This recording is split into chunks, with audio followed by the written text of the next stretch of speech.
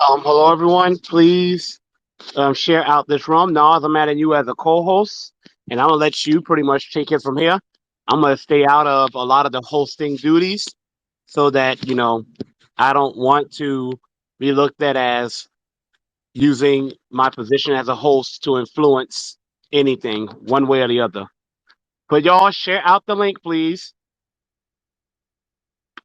Hey, how because y'all doing? I'm good. I'm about to say everybody. They know Twitter has me shadow banned, so I mean, what's new? So please share out the link.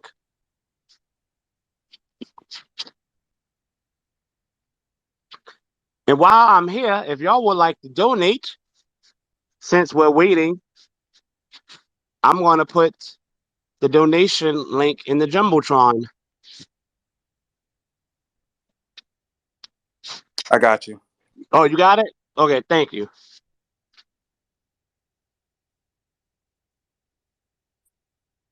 And I'm going to be quiet from here on out, Nas. I'm going to let you and the other gentleman, Mr. Love, I'm going to let y'all like really be the hosts and the moderators or whatever, however y'all arranged it. Yeah. Okay. Good evening, everyone. So tonight we're gonna have a debate on immigration, as you can see from the top, between Marcel and I think Asra. I didn't get a chance to ask how to pronounce it, and I'm trying to invite her to speak, but for some reason she's not. Maybe she has to leave and come back in. Marcel, maybe you can invite her to speak too. And I'm trying to also locate the co-host.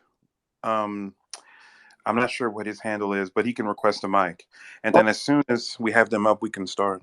Okay, I invited Asra. I see her. I'm looking for, I guess, Mr. Love. Is it Charles Love? Okay, I see him. I'm inviting him too. I'm gonna invite him to co-host actually. But y'all know how Twitter does, so bear with us, everyone.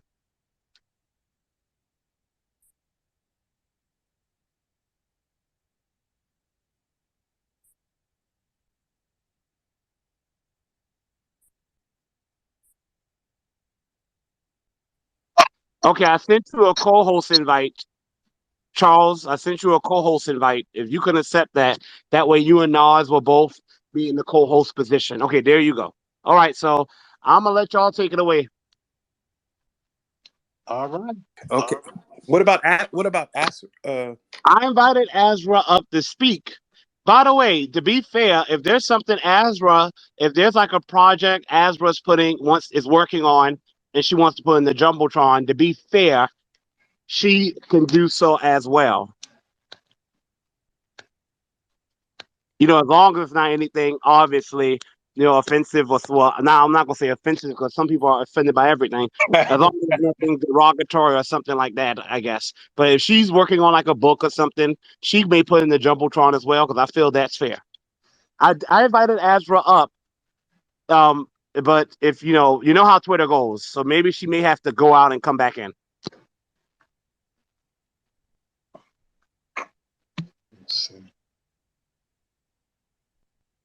Okay. Well, yeah, I sent her a message to go out and come back in.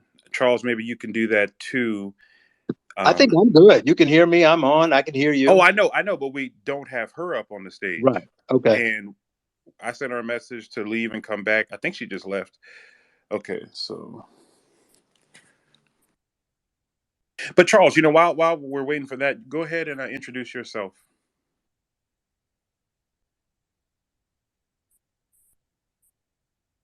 Sorry about that. I was sending her a message. Um, okay.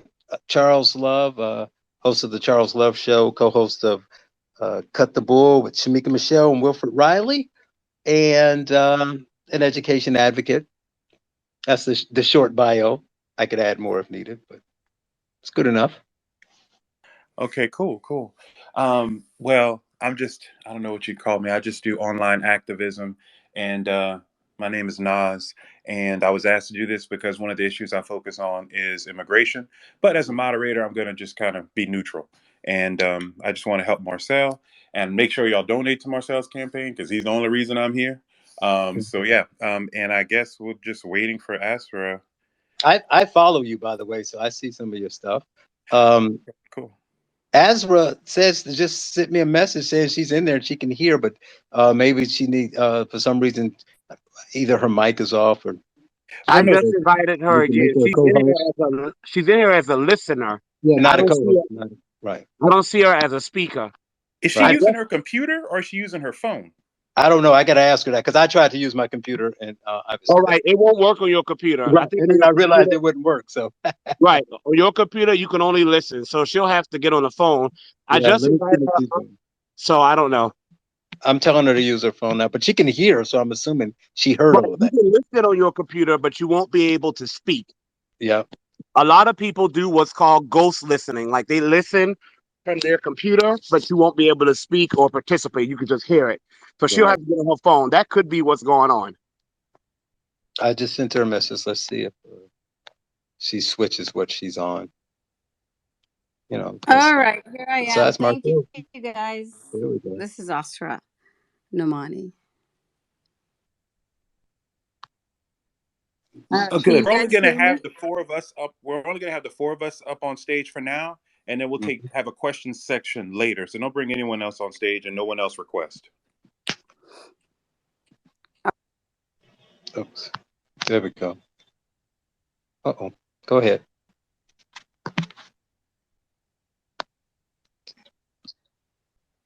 Asra, you're welcome to put if you're working on a project, you're welcome to put in the jumbotron. If you don't know how to do it, you could just if it's on your Twitter page, Nods can just go there, find it, and put in the jumbotron for you. I feel that'll be fair. And Nods, I'm gonna let you take it away. I'm gonna go on mute now. Okay, cool. So, I have 5 questions on the topic of immigration. And wait, Asra, did you introduce yourself yet? I Have you? didn't. Okay, you go ahead and introduce yourself. All right, so nice to meet everyone. My name is Asra Nomani. I am uh, living in Northern Virginia. I came to the United States at the age of 4 from India, and I'm a mom and a journalist, and really happy to be part of this conversation. Hello, everyone. My name is Greg Marcel Dixon. I am a teacher. That's my career. But recently, I've entered the world of politics, primarily, not solely, but primarily because I feel that every American deserves justice. And that definitely includes the Americans that built the nation. Those are Black Americans, descendants of American slaves known as freedmen, and we have yet to receive justice. And my attitude is justice for all or justice for none. So until we all have justice, none of us have. So I'm running on a platform to repair Black America. I used to say to fix America. Now I am saying to save America. Because if we all don't stand, we all have fallen. And I'm looking forward to tonight. And I just want to say, I see some people trying to request to come up. We will be bringing people up, but I don't think it's going to be right now. Is that correct, Nas? Yeah, that's 100% correct. We want to focus on the questions in the debate. Okay, Okay. so y'all So, just wait and we'll bring you up, you know, as when we get to the part when it's open floor, I guess. So I think what I'll do is I'll just, since you did kind of present your position statement, I'll do the same real quickly. So as I mentioned, I came to the U.S. as a young girl, knew not a word of English, and have entered into the space of education as a mother and as an advocate. I taught journalism at Georgetown University and have been an educator all my life, and do believe that one of the great principles that drew my family to the United States of America was this very important principle of equality under the law. The meeting that we have had now today is inspired because of a little video I posted from the steps of the Supreme Court last Monday. And in it, I declared simply that I, as a mother from India, was against all of this discrimination that has been waged against students of Asian American ancestry, and sought simply for that ideal of equality under the law, and was shocked to hear from so many people within the Black foundational American movement this idea, this foundational Black American movement, this idea that immigrants didn't have a place in this country of equality. And I think it's a really important conversation to have because I don't think we're the enemy, and we have a common goal of eliminating injustice for all people. Thank you. Okay. So the first question we're going to start with, and with the questions, and look, y'all, I don't do this all the time, so I'm just going to keep it real simple. We're going to try to have maybe a minute response from each person on the question, and it may be longer, but we'll just aim for that, a minute or two, whatever. So the first question is this. What is your solution for the current border crisis? So I will state, as an immigrant to this country, that I absolutely believe that we must have a legal pathway for those who want to come to the United States. I know the despair and the fear and anxiety that people live with when they are illegal in this country, and I know the consequence of that reality on our society. And I'm very sympathetic to the arguments of people who do believe that we have resources that are being diverted to illegal immigration. Then what is our solution? Our pathway to solution has to be that we have to find a way to have at least work permits for those that have been in this country, like we ended up with the DACA protections for kids that were brought at a young age, and we have to secure the borders in a way that people can enter legally if they will enter into this nation. Marcel? So my solution for the border crises is that one, we have to actually secure the border by actually increasing the amount of immigration and custom agents that we have at the border. Okay? We have miles and miles and miles and miles and miles of a shared border between us and Mexico and between ourselves and Canada. And we need to make sure that the border is well supervised and well guarded. I do believe that we should have a certain type of barrier at the border. I am not against the idea of there being a quote unquote wall or some sort of checkpoint where we can actually check to see who's coming into our nation and who's leaving our nation. I've traveled to several countries throughout the world, and I've been to several countries that border each other. For example, Egypt and Sudan. And there's always checkpoints to make sure that you can check who's coming into your nation and who's even leaving your nation, what they're taking out your nation. We should be no exception. The second thing, I feel we need to increase the amount of judges we have in these immigration courts so that when you have immigrants that are coming here to apply for asylum, their cases can be heard immediately and they can be rejected immediately, because a lot of immigrants we have coming to our nation, they're not coming here fleeing warfare, they're not coming here fleeing natural disasters, they're coming here fleeing what is oftentimes failed governments, and they're coming to America because they're seeking better economic opportunities. And while I feel that's human, it is not America's responsibility to provide the entire world with a better chance at economic fortune, especially when America has millions upon millions of Americans that have not had the opportunity at economic fortune. And some of them have been robbed of economic opportunity because of the actions of the American government.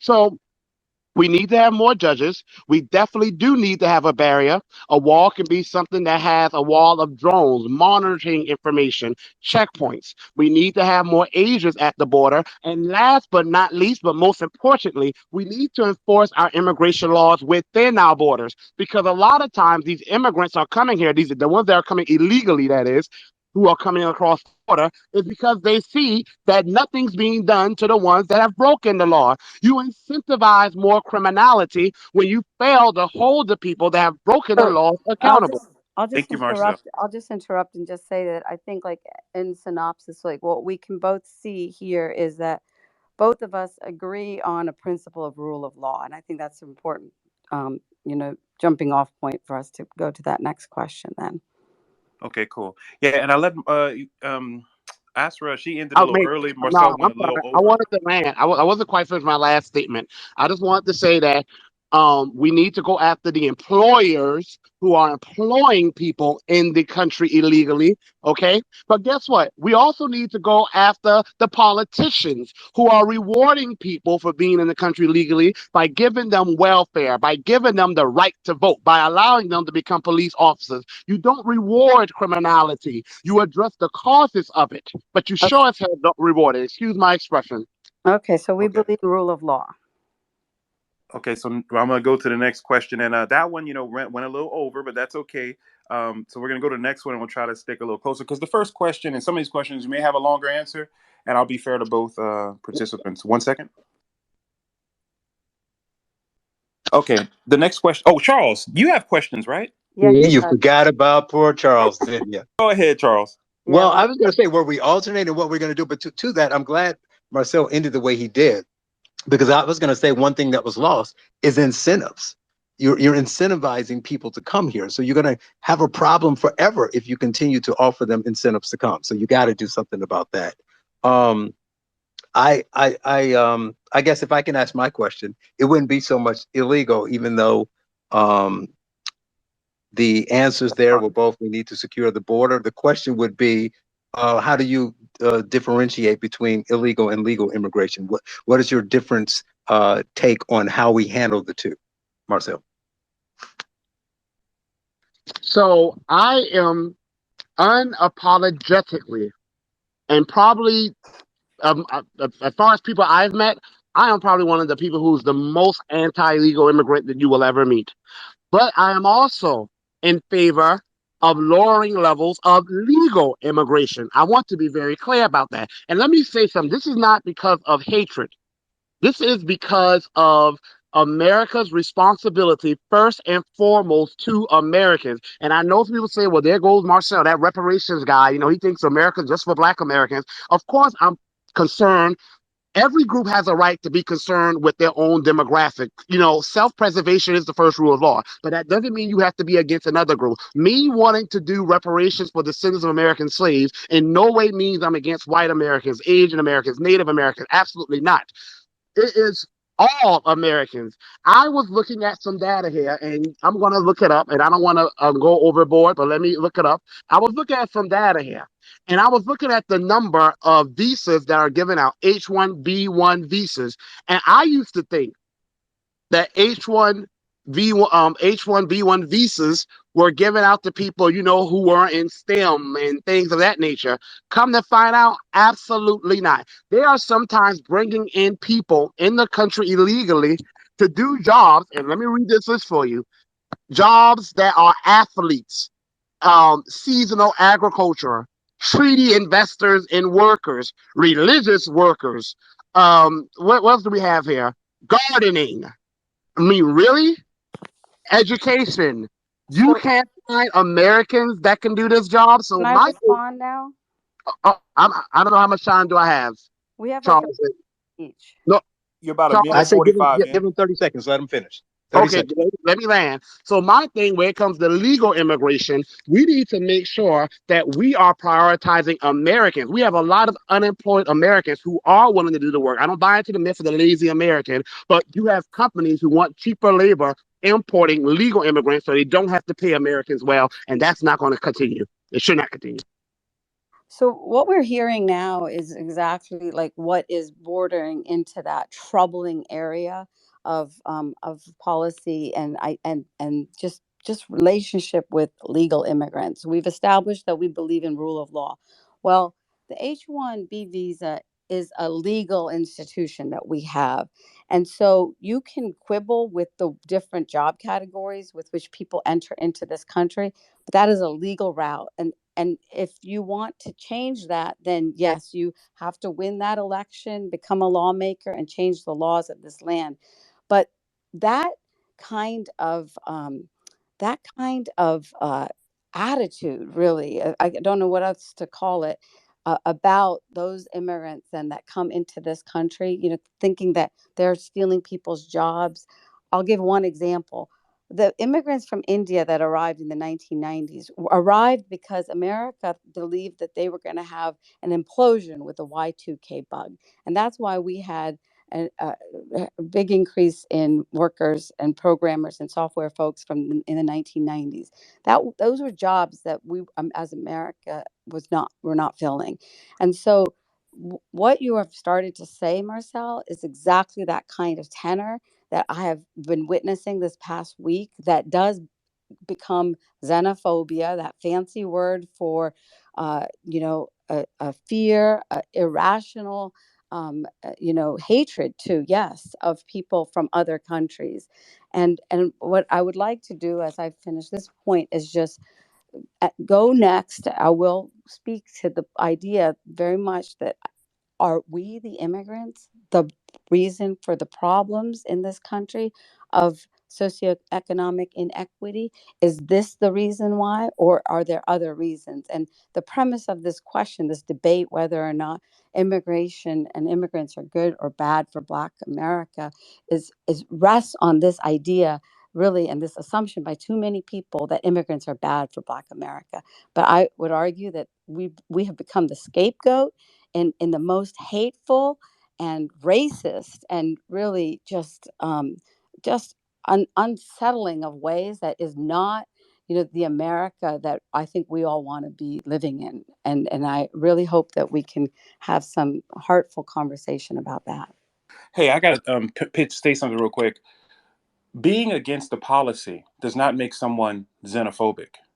Oh So yeah. So let me talk about that no, then. no, wait, no. So I just no, want to, no, I no, wait, want to. No, no, you're saying no. I something want to really clarify that for a powerful. second. I just want to clarify that because when Marcel made his point, he said that this visa is being used for things that it wasn't intentionally used for, and so there's nothing xenophobic about pointing that out. So I don't want to come in with this whole let's paint everybody xenophobic because they don't like our policy. Oh yeah, So I just want okay, go ahead. I'm gonna talk. Well, I'm talking Asra, let about. me I'm respond to talking you. about. Let me just respond to that point. I'm talking about xenophobia for actual hateful statements.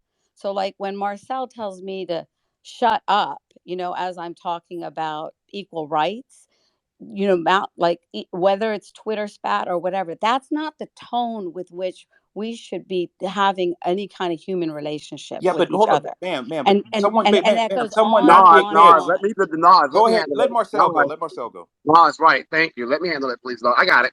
So, Asra, And it's I, also, my name is pronounced Asra. Thank you. oh, I'm sorry. Yeah, Asra. thank you. Asra? Asra. Thank you for Asra. making the effort. Yeah. Okay, thank you, Asra. Asra, let me say something. One, yes, I was responding to Charles. He asked, like, what would I do about legal immigration? That's what I'm responding. But not one word I said was a word of hate. It was actually a word of love. Love first and foremost for my fellow Americans. Again, I do not back down, nor do I apologize, and nor will I ever apologize for making it clear to everyone that I do have a specific platform to specifically address the needs of descendants of American slaves, because we have a unique, specific, brutal history in this country that has not been addressed yet with policies to specifically address the damage that was done to us. However, I spoke that all I said was that if we need to make sure that before these corporations import people from other countries to do jobs, that they have done their due diligence to hire Americans. How is that? Oh, how is that hateful? That's actually love. That's patriotic love. That is me saying that I need to make sure that my fellow Americans are being given a fair shot. And when I look at, I'm looking here, and let me cite my sources, by the way. I'm looking at the Department of the State Department, the U.S. State Department, new temporary work visas from 2010 to 2019. If y'all want me to post in the Jumbotron, I can. I don't want to muddy the Jumbotron up, but if you don't want me to, I can. And I'm looking at seasonal agriculture, seasonal non-agriculture, exchange program worker, cultural exchange, religious workers. I'm looking at, these are jobs with tens of thousands that they're bringing in people from overseas to do, that you have Americans who are not only capable, but I'm sure will be willing to do these jobs. So this, again, this is not a matter of hate. Nothing on my platform is a matter of hate. The only thing I hate is injustice and unfairness. And when you have Americans who are out of work and who are capable of doing jobs, and they are having companies import people from overseas or out of the nation into this nation because they don't want to pay Americans a livable wage and do right by the American worker. That is the only thing that's hateful in this conversation here. Marcel, may I for a moment? Um, this is Charles. So one thing that's interesting is, and the reason I asked about the distinction between illegal and legal is because I think we have a vastly larger problem on the illegal side, and no one's been doing anything about it for decades. And So if you don't deal with the bigger problem, you don't get the reaction, the fix that you need. It takes longer to fix it. And so when you look at that list, I don't know if you're on there now, if you wrote it down, if you have it there, can you give us an idea of what some of the numbers are? Like, so the State Department will say, I know in given years, it's probably lower because of COVID. It'll be like 500,000, 500, 600,000, 400,000, a certain number of All right. visas that they've given. No, wait a second. Just hold on a second, because Marcel has gone on and on about these, workers. These workers have come here as human beings. They are not just statistics. And to suggest that it is not hateful, then to then vilify them for having come to this country, it is that what you are saying is just borderline vilification of these human beings who have taken opportunities in this country, you believe, from our American citizens. So that is exactly the tenor that I have seen this past week, that there is an inequality in your perception between those who are born in this nation and those who come into this country. And that is exactly where your numbers games lead. So I don't really think it's fair to go down this this little rabbit hole of how many numbers of like landscape gardeners versus IT professionals have we gotten, because ultimately this isn't about them as the problem. The problem is serious issues that we have in this nation of inequality. And I pulled up the numbers, talk about numbers. I pulled up the numbers between Jasper County, which is where Marcel lives, and Fairfax County, Virginia. I got it up on my Twitter handle.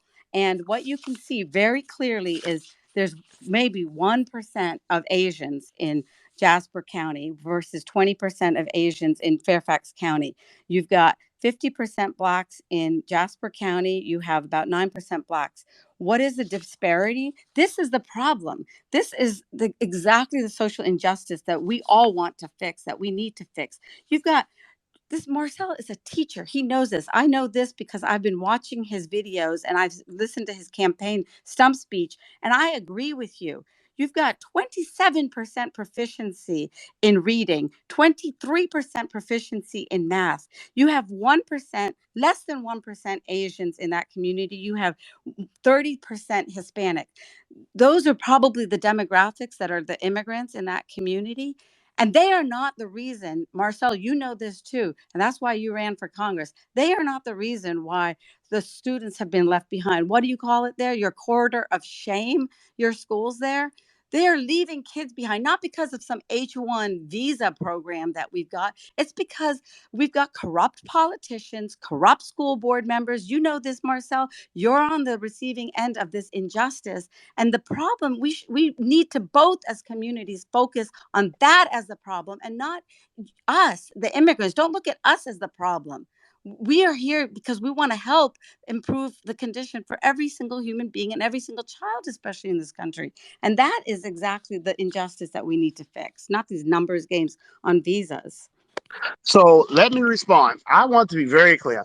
I have never, ever, ever, ever, never, ever, ever once said that the issues that affect Black America, like you said, okay, Asra, right? Asra. Okay, Ashra. Like you said, Ashra, the conditions that I've lived through, and many people in my family are living through, and I'm in many ways still living through. No, these issues existed. These issues were centuries in the making.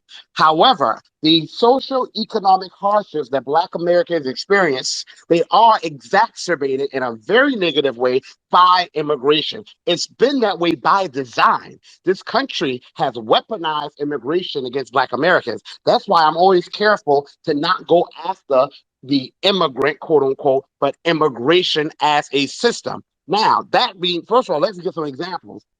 The Germans, okay, the Italians, the Irish, all of these groups that came to America eventually came here and got on cold with the anti-Black American hate that was prevalent in this nation. Some of the worst racial massacres done in this nation were done by recently arrived immigrants. Irish Americans, the draft riots in New York, and then Italian Americans in Chicago. Okay, is that characteristic of all immigrants? No, but it is a fact that immigration and different groups of immigrants have come to this country, and instead of joining in with Black Americans whose efforts allow immigrants from all over the world to come to this nation. They instead come here and partner with people that hurt us. We're seeing it again with some Hispanic and Latinos. I don't even need to talk about what happened in California. I wasn't surprised when you had some of those Latino council members. I wasn't so much bothered by them calling black people monkey and monkeys and stuff like that. I'm not surprised. I've been to Latin America. I see how Afro Latinos are treated. But what was most disturbing about that meeting was how they were weaponizing their political power to disenfranchise the black residents of Los Angeles. And that has to be acknowledged. We also have other instances in California and in Chicago in communities, because black Americans, by and large, descendants of American slaves, that is, are starting to move back to the South. So in certain communities where the black population now is smaller, you have certain Hispanic and Latino gang members. These are not all Hispanics or Latinos, but the gang members there are attacking black skinned people. Some of them are actually Afro Latinos, but they are doing that to try to run black people out of the neighborhood. So immigration is not to blame for the social and historical injustices that we face Right. as black Okay. Americans. So Hold on, wait, I'm not done yet. Marcel, Wait, I'm not done. Hold on. Let him I'll finish, let and you then we're gonna go finish. to the Let me next finish. question. okay, I Let need me you to wrap up though, because I do want to Oh, wait, hold on, respond. Ezra. And I have not, Asra, I haven't interrupted you when you speak. Let okay, me let me but you're land, making okay? some pretty strong statements about And you have immigrants. too. And You you have, no, and you no, are no, making I'm very making strong facts. statements about I'm immigrants. stating facts. I'm stating facts here. I can back up everything I'm saying with facts. I can back up everything I'm Right. saying with facts. Okay. Xenophobia can be backed up by And facts, so can selective anti-blackness. facts. You are more concerned about xenophobia, but you said nothing about the anti-blackness that happens from some different immigrant groups, including Asians. Because if All we you're want, right. So all you're focusing on is immigrants, immigrants, immigrants. That is that's the exactly topic for tonight. That's the topic. that is the fundamental flaw in the solutions that you are offering. I have given you the data on your own county. Look at this. The median home value in your county, Jasper County, 159,000. The median home value here in Northern Virginia, 535,000. What does that mean then? The SAT score up here is 1280 versus 960, right? That is the pathway then to economic freedom, economic progress, but it's a system that has become so corrupt, and yet you're focused on immigrants. And Oscar, why hold do I on. know this? This I'm topic just is going to say about, real quick. I just want okay. to say real quick. I went to the reparations rally Saturday morning in Washington, D.C., and I stood there. I talked to a man, and there I am, a brown woman from Asia, from India, and already over the last week, I've been told about how we, wash our butts with our hands. We Hmm. eat dogs. All of this just horrible filth against us.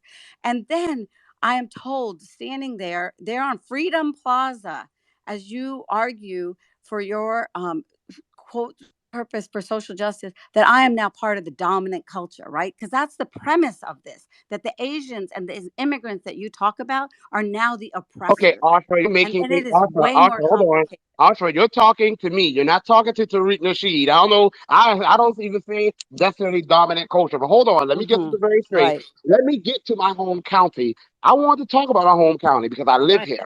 You know Yeah. what else is happening in my home county? Those same black kids that are still the majority and have unfortunately the lowest reading scores, lowest math scores. One year was so low, we had less than 1% of a certain grade level that was proficient or even met grade level standards in math. You know what is happening? We've had an influx of people in our county illegally. And because of that, we have teachers now whose class sizes have exploded, and we have now the schools are stretched to capacity, trying to meet the needs of an expanding, growing population, not just the Black Americans who are moving back south, not just the grandchildren of some of the older white Americans that are moving here to retire, but they also have to now meet the needs of the children whom I love, who are children of people in this country illegally. It's draining the resources, and that does contribute, and it makes it that much more difficult to address the needs of actual American students who already have a whole lot of needs. So again, immigration is not to blame, but it does exacerbate the social and economic hardships that are facing often the most neediest Americans. And I want to be quiet. I want to say very clear. You talk about how you've had insulted things said to you. Imagine living through that for centuries, because that's what the sins of American slaves have gone through. You've had people say that y'all defecate in the streets and eat dogs. We've had people sick dogs on us. You've had people say that y'all are poor and begging in the streets. We've been killed in the middle of in the street in broad daylight. We've had our land stolen. Let's not do an oppression Olympics, because I don't like to do that. But if we did, I Right. would. I Well, Let, would. but you're let's let not going to Nas ask compete his in it. next question. We don't want it. No, this is not an oppression. We're going to go to the next question because y'all are just going to go back and forth, which is nothing wrong with that. I like the passion. The next question, and this fits in really well. The United States, and this is a conservative estimate, we admit over 1 million legal immigrants into America every year. Okay, just the legal immigrants. Okay, how many legal immigrants should the U.S. admit each year? Should it be lower than 1 million? And what number? What's your number? Higher than 1 million? Give us your number. Go ahead. Who do you want first? We'll let her go. We'll let her go just because you Asha. had just finished. So Asha. yeah. Okay.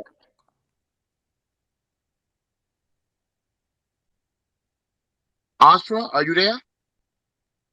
I'm here. So that question is again hinging on immigrants as the problem, and that is the fundamental flaw in this philosophy that is part of this foundational Black And we're American. going to need an answer from you, though. We're going to need an answer Right. because the No, you topic do is not. I do immigration, and not. this is the numbers. Go ahead. I refuse the assumption, which is that it's a numbers game. We have a policy problem. We have, just like Marcel, I agree with him that resources are being misspent, especially for our youngest kids. And it is not about a numbers game. This is a vast and massive country, and we have Let me no no no. Let me wrong. re-ask the question. Because we need an answer. How many legal immigrants should the U.S. admit each year? We currently admit over one. Well, but let's say we admit a flat 1 million. I don't So have. how many should we admit each year? Please answer the question. Thank you. I'm not answering your question because I don't accept the premise of your question that immigration is a numbers game. Okay, Marcel, she doesn't want to answer the question, so you go ahead. I'm looking at the figures, and I am not seeing where we have any reason to be admitting 1 million legal immigrants to a nation where we already have high unemployment, high rates of Americans living in the streets, high rate of Americans not getting enough to eat. So my attitude is I will say a flat rate of 50,000. And that's just a number that I've come up with from what we used to admit historically before we had this boom of the 1960s and then especially the 1980s. But let me say something about Asra mentioning a numbers game. Right now, I don't understand how Asra can say this is not a number game. Right now in New York City and Washington, D.C., we have 10 cities in those cities, 10 cities, because they don't have enough homes to house Americans. So what do? They kicked out a lot of poor Americans, mainly Black Americans, put them in the cold streets, and they put up a nice little tent city to house people in the country illegally. They did the same thing in D.C. And I'm not mad at the immigrants about this. I'm mad at the people, and some of them were Black. So I'm fair with my discuss.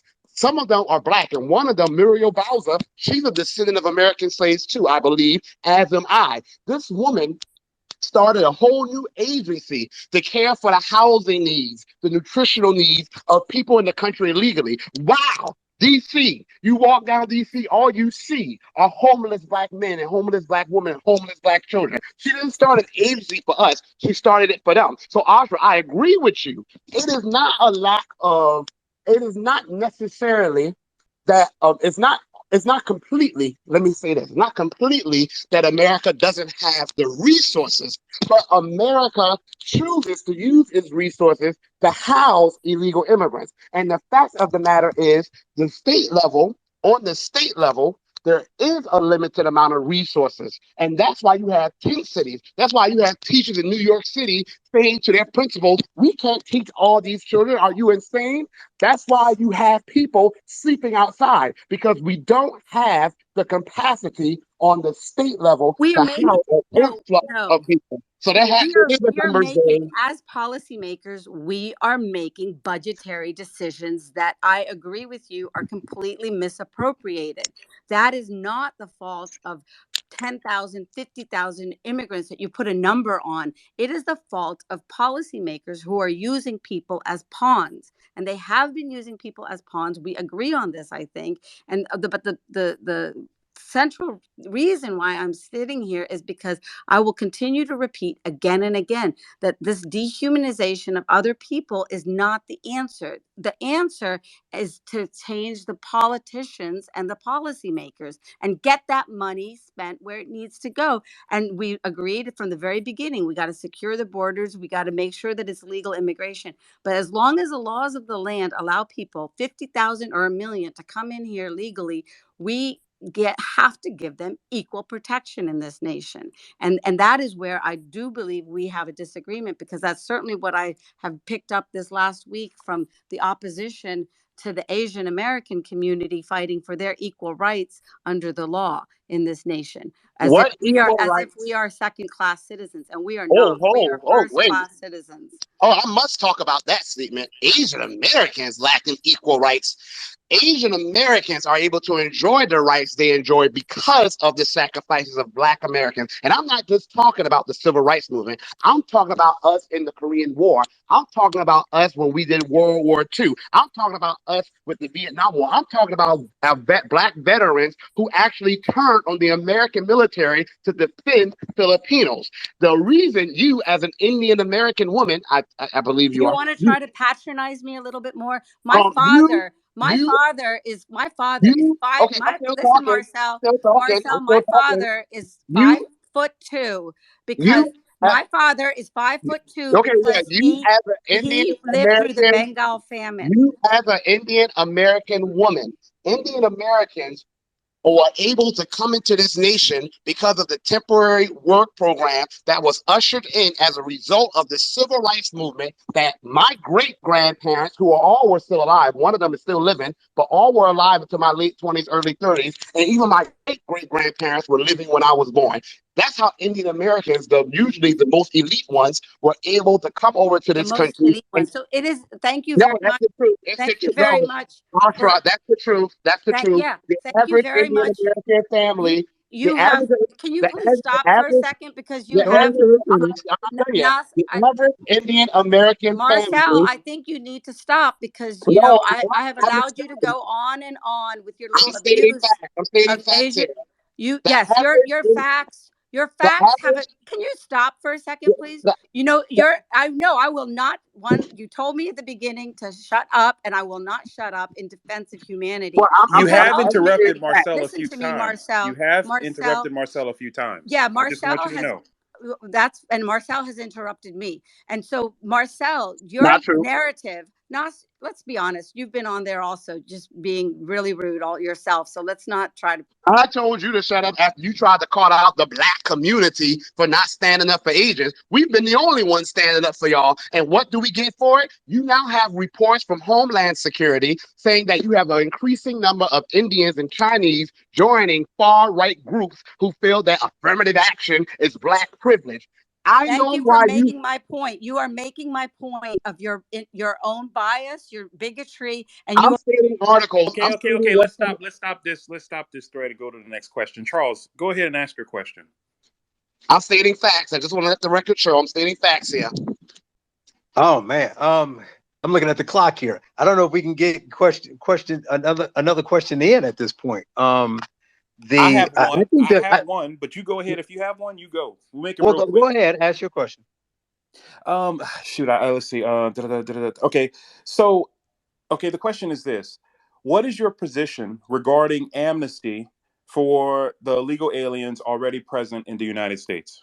See, Absolutely not. this is what Give I'm them. sorry to cut you all off. See, this is what I think the issue is. I think that there's a they have some agreement on the illegal immigration issue.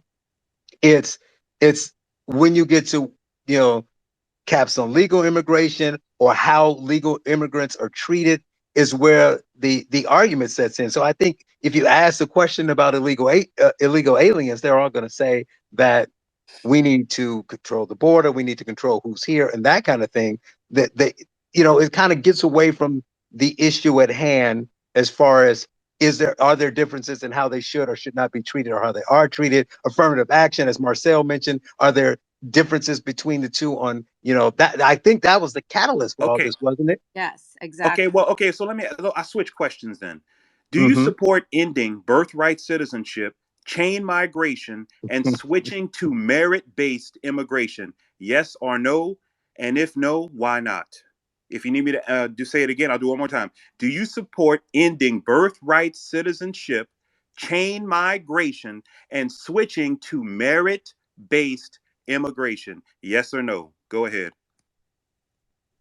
Well, underlying this is another, reference of bigotry, where we've all known about how people have called from the far right folks who have babies in America anchor babies, and I know that in the foundational Black American Please movement, answer the question, you please. have this That term. we didn't answer the question. No. We're not gonna let you keep I spreading lies. want to I just just need you to answer the spreading question. lies.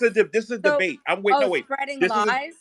You Yes, you're spreading lies. You need to just answer the question. We don't need you to tell us or lecture us on some other thing that happened somewhere else. Please just no. answer the question. Your If you question can't is answer the question, based. we'll go to Marcel. No, your question is based on the concept of tether babies. I know that, and you No, chain migration. yeah. Man, You, look. Okay, ma'am. You're not gonna come over here and just try to spew lies. Chain coming over migration, here. I'm chain not. Where migration. am I? I mean, this.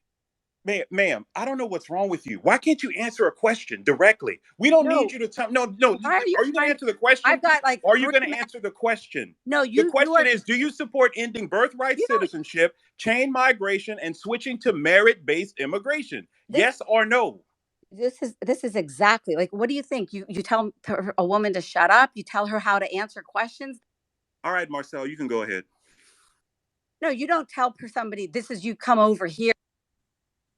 You keep muting me. I mean, you don't get to control this muting. No, this is the thing. Yeah. You're not answering the question. It's not about you being a woman or No. a man. Oh Just yeah, it answer is. the It's question. about Can me you just being an answer the immigrant. question, ma'am? No. Can you No. answer? If you don't want to answer the question, Marcel will answer the question. So you can just be She Oh, quiet we now. know he'll answer the question because you guys. Thank you for continuing to mute me. You don't want to answer the question, so you have no purpose. If you don't want to answer the question, oh, we'll skip. If and you don't now want I to answer have the no question, we purpose. skip to Marcel. We Now I just have need you no to answer the purpose. You question. No, guys just no, keep no. revealing. Let You her say her reveal answer. yourself. Let me respond. I have no purpose. All right, fine. Asra, your answer, please.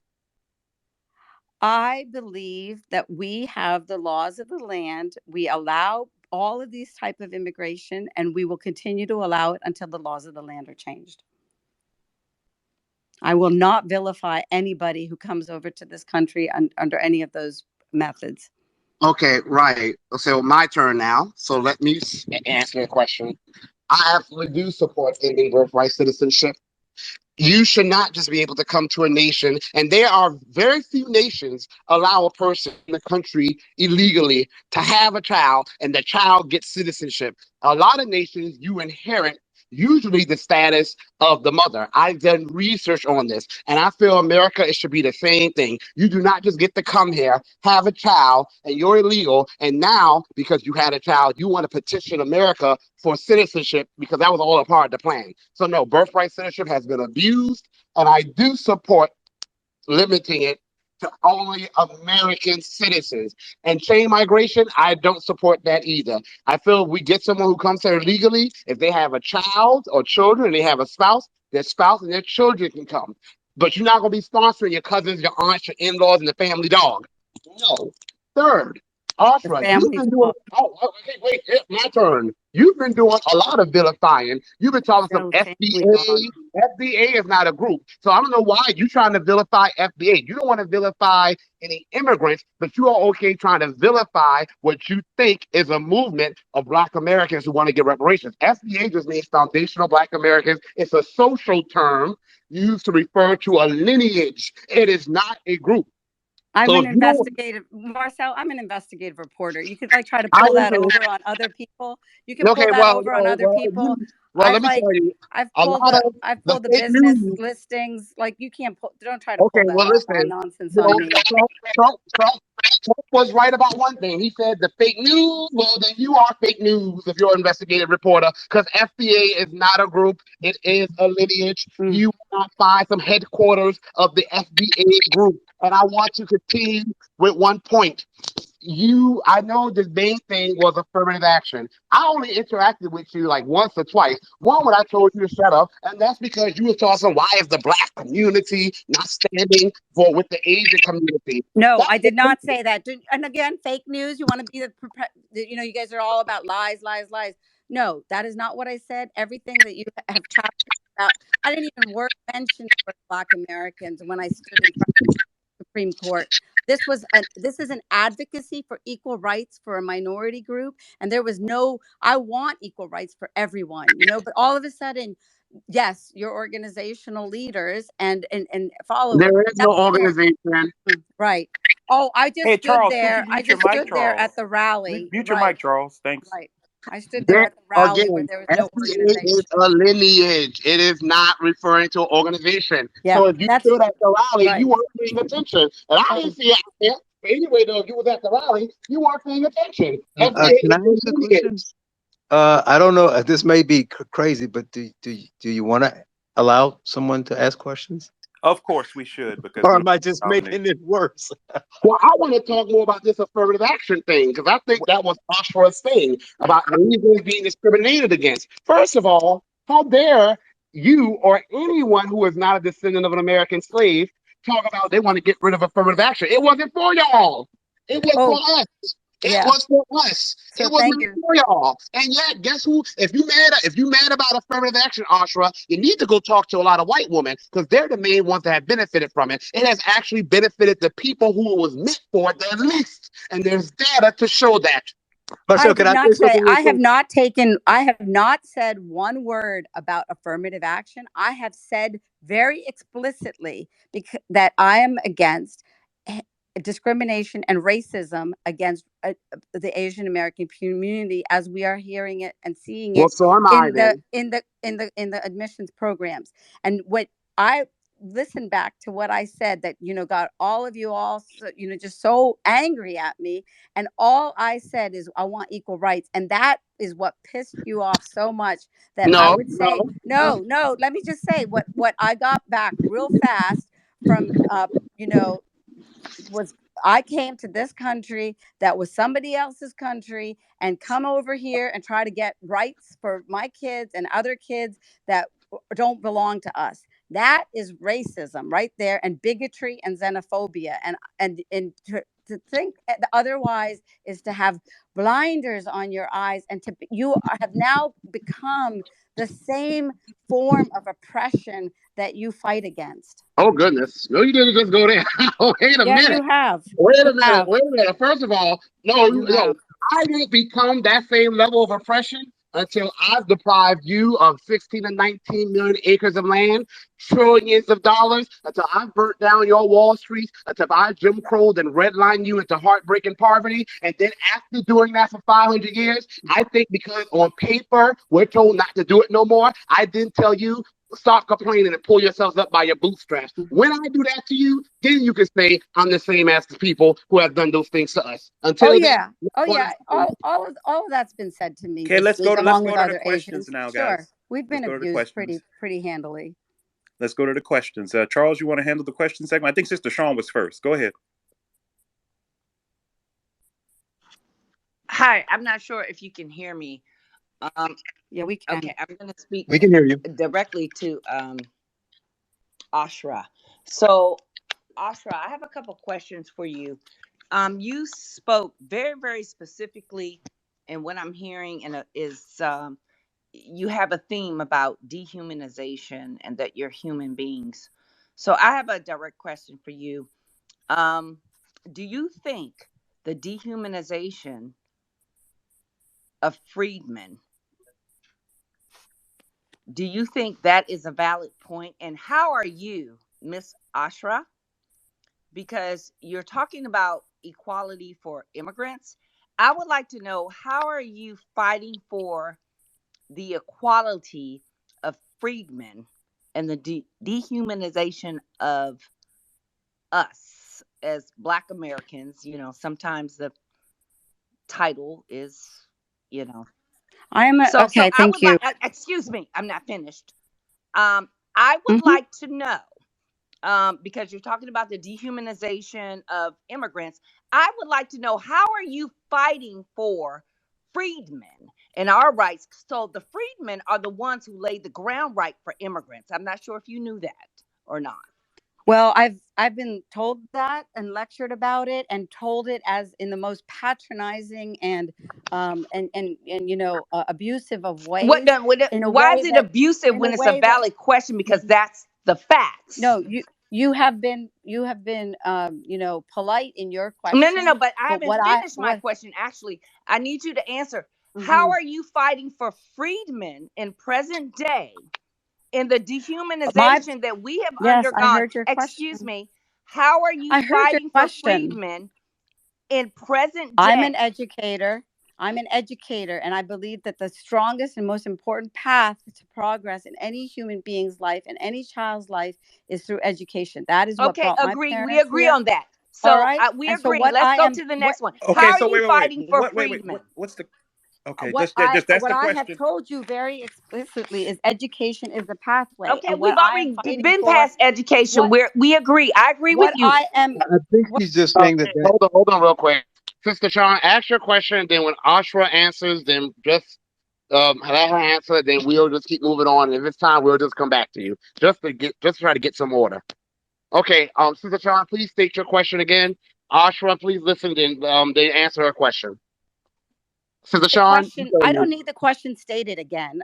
It is a constant refrain that I've heard this past week, trying to put me as a metaphor for immigrants and Asians on trial. My personal pathway is education, and what I have been working on nonstop is trying to close these gaps that exist, like between Jasper County and Fairfax County. 81% reading proficiency in Fairfax County, 27% in mostly Black Jasper County. That's unacceptable. And that's exactly how we're going to uplift children's lives. And that's what I'm dedicated towards. And Asians and immigrants are not the place where we have to lay the blame and responsibility for those gaps. We have to lay it with the politicians and the unjust systems that we have. okay, I absolutely agree with that, but let me just give some context. Sister Sean, I'm going to respond to your question, sort of. I'm going to respond to your question and kind of respond to what Ashra said. I'm always, yes, I'm definitely know that these politicians we have, municipal, state, federal, especially in Congress, as far as I'm concerned, I don't think I want to keep near one of them. Let me be very clear. However, I do want to say, Arthur, hold on, let me speak now.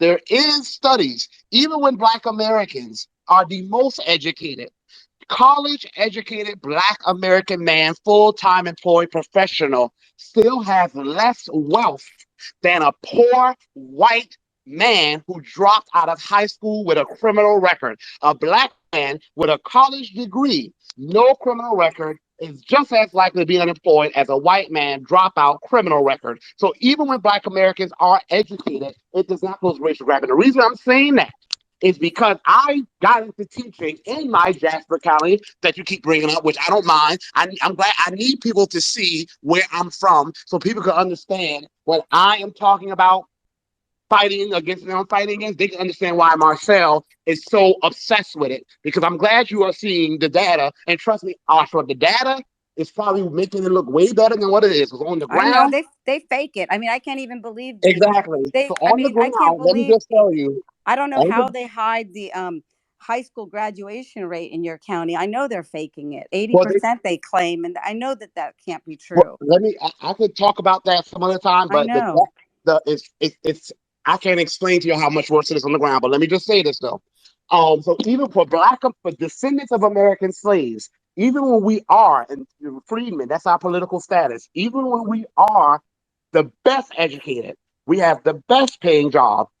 At the end of the day, in America, it is not income that breeds wealth, it's assets. And Black Americans, because we historically have been robbed of assets, an asset appreciates over time. And because we've had our assets taken from us, even when we were able to acquire them, in spite of this government, we've lost them. So education for us, in and of itself, has been shown not to be sufficient based on the data. And I just want to land there. We can go to the next question. Okay, Next question. I think it was Andre. I think Kiana was next. Oh, okay. Well, I It could thought be because I added. Kiana, yeah. Okay, Kiana then. Okay, sorry about that. No, I have not finished my question with Miss Ashra. Sister Sean, we We can't got a have lot of one people person that want take to all ask the time, questions. Sister Sean. You asked 3 questions, then 1 question, But and yeah. I never got an Sister, answer. yeah, I know. Well, she doesn't really. Well, I'm not gonna say No, anything. I'm a moderator, but But Sister Sean, Sister we have to Sean, go to the hold on, next hold person. on, Sister Sean. Let me just say this. I mean, if it's a non-answer, which she didn't specify what she's doing specifically for Friedman, just accept that it's a non-answer, and we'll come back around to you once we go to everyone else. That way, it won't become too much of a long back and forth. No one else. I don't see anyone else in the queue, but we'll come back to you. But right now, it's Kiana. Kiana. Hi, Brother Marcel, Nas and Charles. Hello to everyone in the space. I just had a quick question. I'm just curious to know if Miss Asra go into the Asian community and reprimand and whack her finger at them the way she's doing us for their anti-black racism, especially as it pertains to the anti-black racism in Asia, where they are literally or were literally kicking people out of their homes during COVID. So I just really get kind of irritated when people come around us and try to make it seem like we're the ones who's supposed to be reaching out this olive branch and who's supposed to be showing all this support when we are right here in our country and abroad, and these same people don't show us the same support. I think Sister Sean had a very valid question. What are you doing? And I don't want to hear about no education, because education is not support. That's a job.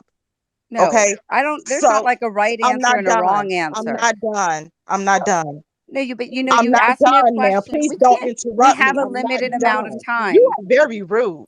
No, I'm Okay, not. so Hey, so hold on, brother. Kiana, what was Let your question? Kiana The first ask one? the question, and then we'll get to you. Kiana, go ahead and wrap your question up, please. Kiana, Thank go you, ahead. Thank you, Marcel. Yeah, so like I said, I just find it very condescending that people come around us and tell us what we supposed to be doing and what we should be doing for everybody else while they are doing absolutely nothing for us. But So that's my I question. heard the Thank you. question. Thank you. So Kiana, what I really emphasized during my talk here today is that what I have witnessed from the community that Marcel represents and Nas also represents, muting me here and there, and not allowing me to also speak, is What? that Please, is that yeah, please allow stop me to that. finish. Allow me to finish. Is that yes, this idea of dehumanization? You all don't know me at all. You don't know that yes, I'm Muslim. Okay, I'm not. I've been now cast as this upper caste Hindu that does all these, ugly things. Well, I'm Muslim. I go into my mosque. I demand equal rights. And no, I'm not going to win homecoming queen in my community. I go into the Asian community. And yes, I go back in my own community in India. As a child, I have refused any kind of racial and gender inequities. What do you think? I didn't grow up in it.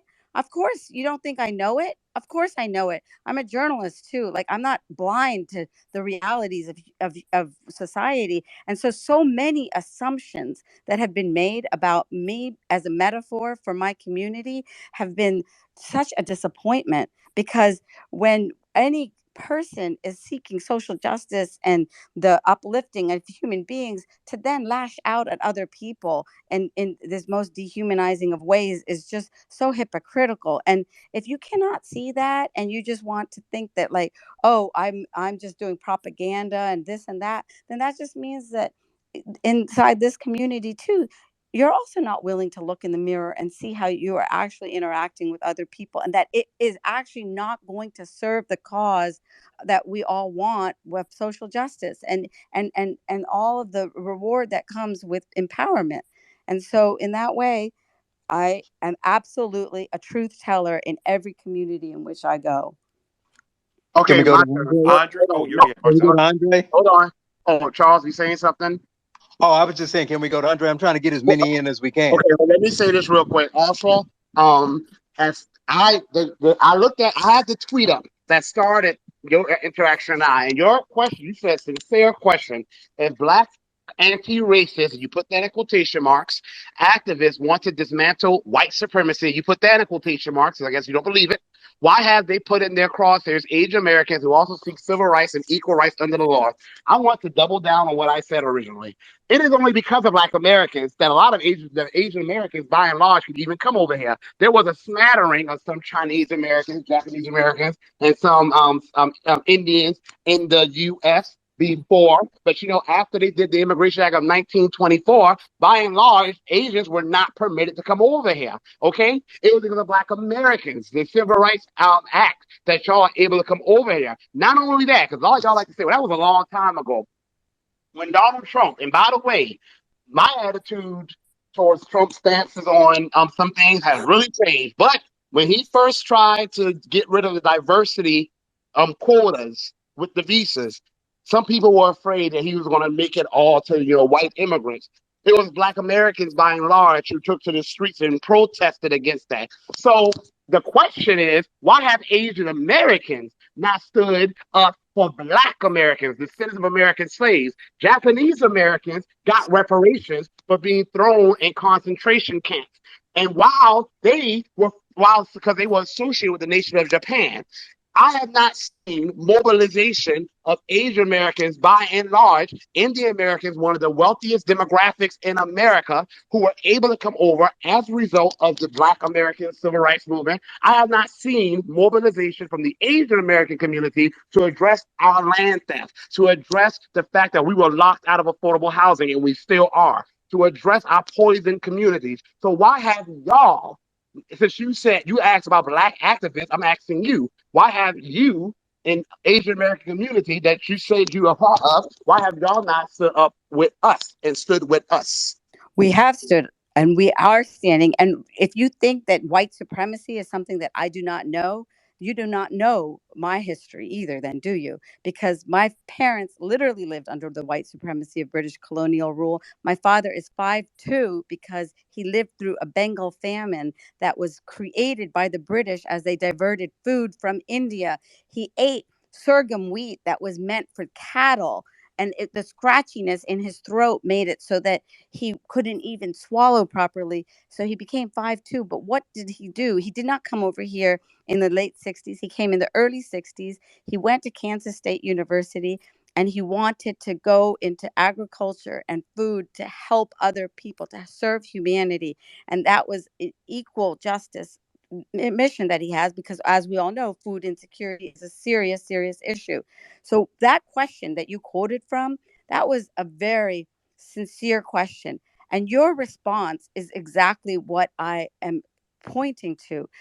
If you think as a communication strategy and as a movement that to tell somebody to then shut up and to then shame us is going to be an incentive, when you talk about incentives to ever become allies in this, you must be really lost in your own grievance Olympics. I mean, you really are, then, because the abuse and the berating is not a pathway to building relationships. And yet somehow that has been the default response as I came forward as an Asian woman to speak up for my community.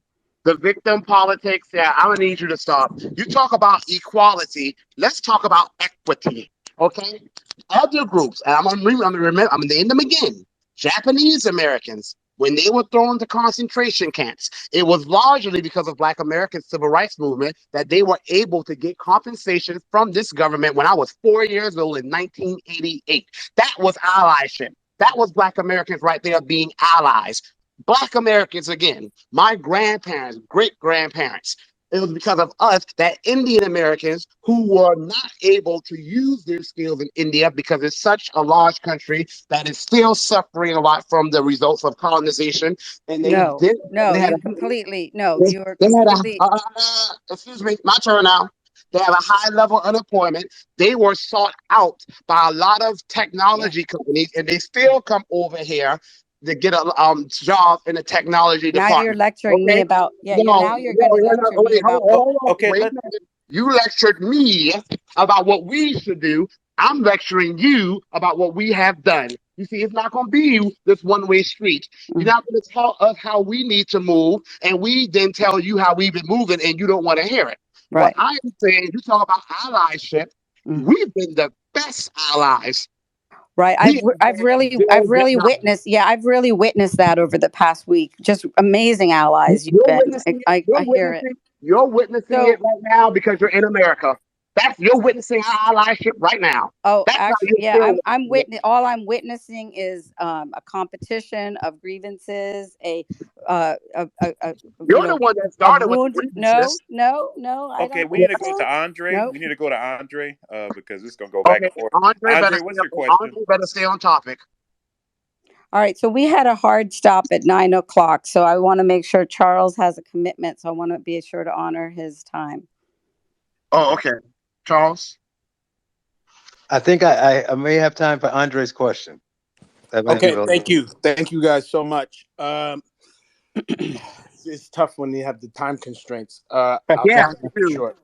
Yeah, no, but I mean, this is the thing we have to work on, and I think the goal is to get an understanding and to work together. We don't want to work against each other.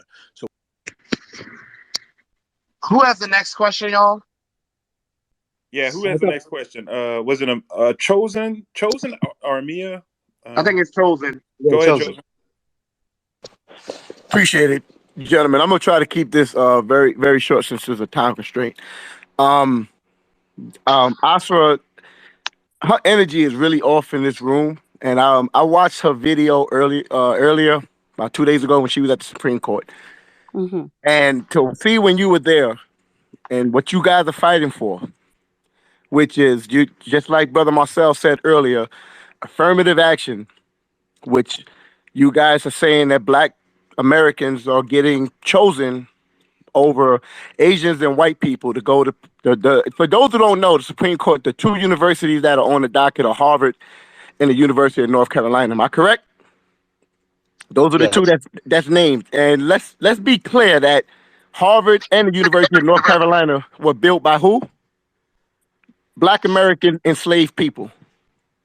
So even without affirmative action, if anybody should have a right to go to them schools, it should be Black Americans. We built the goddamn things. So for people to come here and see that, understand that there's an unfair playing field for us in the system, and for people who benefited from us fighting for them to come here and then align. You're talking about how your father was hurt by white supremacy, but then you come over here and you side with the people that's trying to keep us out of universities. That makes sense to you? Since you asked the question, people who come over here, again, in your question, you reveal the bigotry You can against say immigrants. ma'am. Mm-hmm. Excuse Yeah. me. Excuse me for 1 second. It is not bigotry. What Oh, you did standing on the Supreme Court steps, that's yeah. bigotry. When you're Really? standing there, well, yes, you want to talk. You want to point the finger at everybody else. When you No. stand on the Supreme, excuse me, Yeah. please. When you No, stand you're on the capturing what I said. when you What did I stand there? but let me finish, please. You I'm are not going to be long. If you're going to stand on the Supreme Court steps and you're going to align with people who are trying to keep us out of institutions, and well, you're then going to stand there and say affirmative action needs to be overturned because it's unfair to white students and Asian students. That's what you guys are saying. And you come into this yeah. room and you come into Again, this room and you're calling Black people xenophobic and everything else. And you fail to see where you have your anti-biasness. You're trying to come in here like you're some ally and you're not. And you're not going to pass that nonsense off on me and I'm anybody not. else. I'm I sorry, don't ma'am. need I'm to. sorry. I don't need to, and Well, I you've don't done need it. to. You've done No, it. no. All right, I did. chosen. I am not trying to Respond, chosen, pretend. please. I'm not trying to pretend to be anything that is going to fit into some box of a compliant immigrant girl that you are seeking. I stood there, and you go back and you watch that video one more time, and the words affirmative action never come out of my mouth. There is one very clear mission, okay? The one very clear mission that I have, and that is to stop racism, okay? That is racism against all people. Harvard University docks Asian students points. We are given our children are given lower points because they are Asian. Same thing happens in universities all across this country. And if you can stand there and you can say that an affirmative action with racism is acceptable to you, then that means that you have, in fact, become the systemic racism that you so oppose.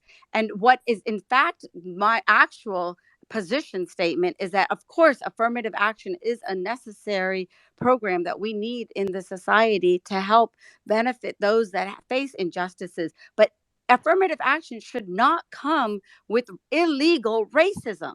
It's just so fundamental. And for this for you and for other people in the community to get so angry is reflective of this bias that I feel I hear and I see over and over again. The uppity Asian girl speaking up. You need to just shut up. You have a bad attitude I in never that told you to room. shut up. I mean, oh, And I never called you uppity. Please don't put those. attitude. I have Asra, the go ahead wrong and listen. attitude in this room. And Go. you can keep muting me all you want, but as long as you're going to continue to attack not only myself, but entire swaths of people, I will stand up loud and strong Okay, so and I Asra, will also thank you. never be apologetic. Thank you. Well, guess what? I ain't apologize for nothing, and you can play the biggest violin you can find. Let me give you some facts on affirmative action. All right. So If I you're think we're going to end.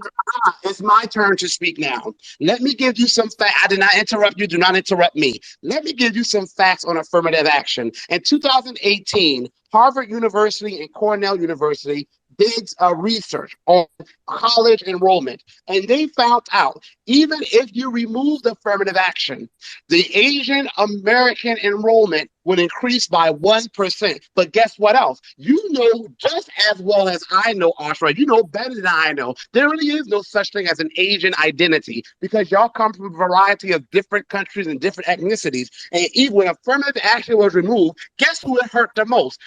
Asians, Hmong, if that's how you pronounce it, Hmong Americans, Filipino Americans, and Vietnamese Americans and I'm not pronouncing it, Laotian Americans. Okay. Second of all, guess who does not benefit from affirmative action? The people for who it was meant, the descendants of American slaves. Guess who's gotten the most jobs and most college entries because of affirmative actions? White women. That is factual data. Last but not least, we talk about racism, but do you say anything about the fact that sometimes up to 50 to 60% of white students in Ivy League colleges are there because of affirmative action? It's called legacy admissions. They get prioritized into admissions because someone from their family went to school in a college. And when you're in a country like the United States of America, where Black Americans were largely kept out of colleges and universities, who do you think the people that have legacy admissions are? It's white Americans. Have you said anything about that? Have you said anything about the fact that in a lot of these Ivy League schools,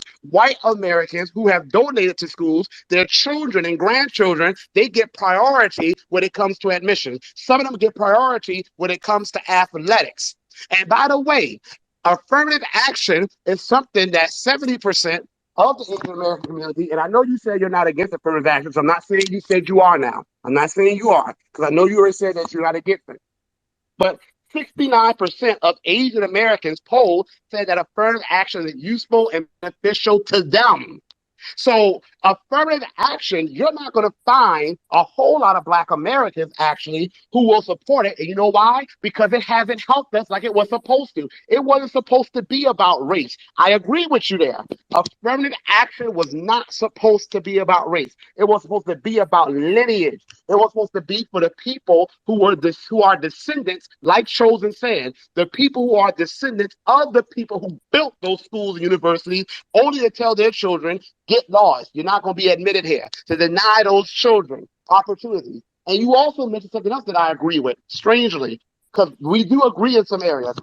We have a system of affirmative action that exists in our public schooling. When you live in a wealthy zip code, it's usually going to be a wider zip code because Jim Crow and redlining took a lot of wealth and resources from Black communities for decades, okay? Decades, centuries, really.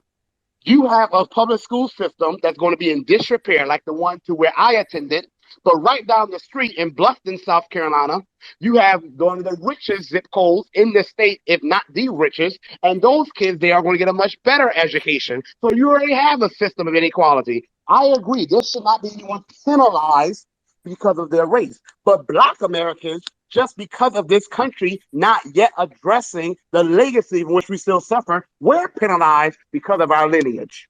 And the fact that white Americans in one college, Harvard University, somewhere like 69% of the white enrollees were there either because of athletics, legacy admissions, or because someone in their family is a big time donor. You don't hear anyone fighting against that. So I get a little suspicious when I hear people talk about affirmative action as Black privilege, but no one talks about the white people who go to college that get admitted because of legacy admission. So Charles and Nas, that I want to what I was trying to suggest, Marcel, is that you have your closing statement. Would that be your closing statement? I mean, yeah, that's pretty much it for me. I Okay. mean, All right. So my closing statement is this: is I knew that I was coming into hostile territory with this conversation. I saw and heard the taunting all week, filled with sexism and misogyny, racism and xenophobia.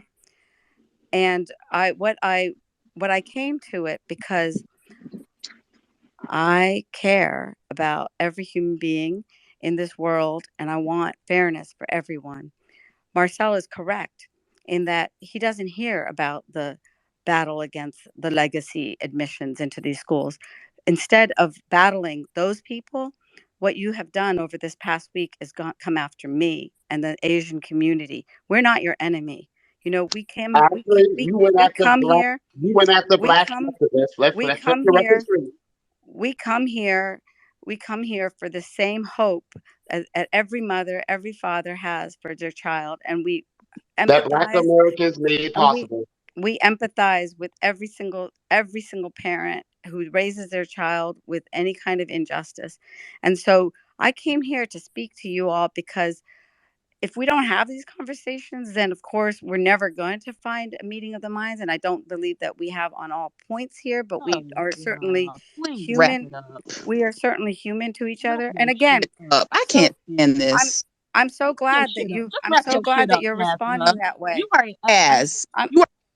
I'm so glad because that taunting that you're hearing right now is emblematic of that dehumanization that I've talked about. I don't. You I don't. don't I see, don't have you any don't, time. Hey, y'all, wait. Let her wrap up. Let her wrap up. Oscar, way to yeah, continue so we can wrap it up. you know, you all have witnessed, anybody that's listening, exactly that othering that is happening. And Yeah, by you. I would invite the, foundational Black American movement and all of the leaders. It's not a movement. It's a lineage. I'm going to correct you when you spread that lie.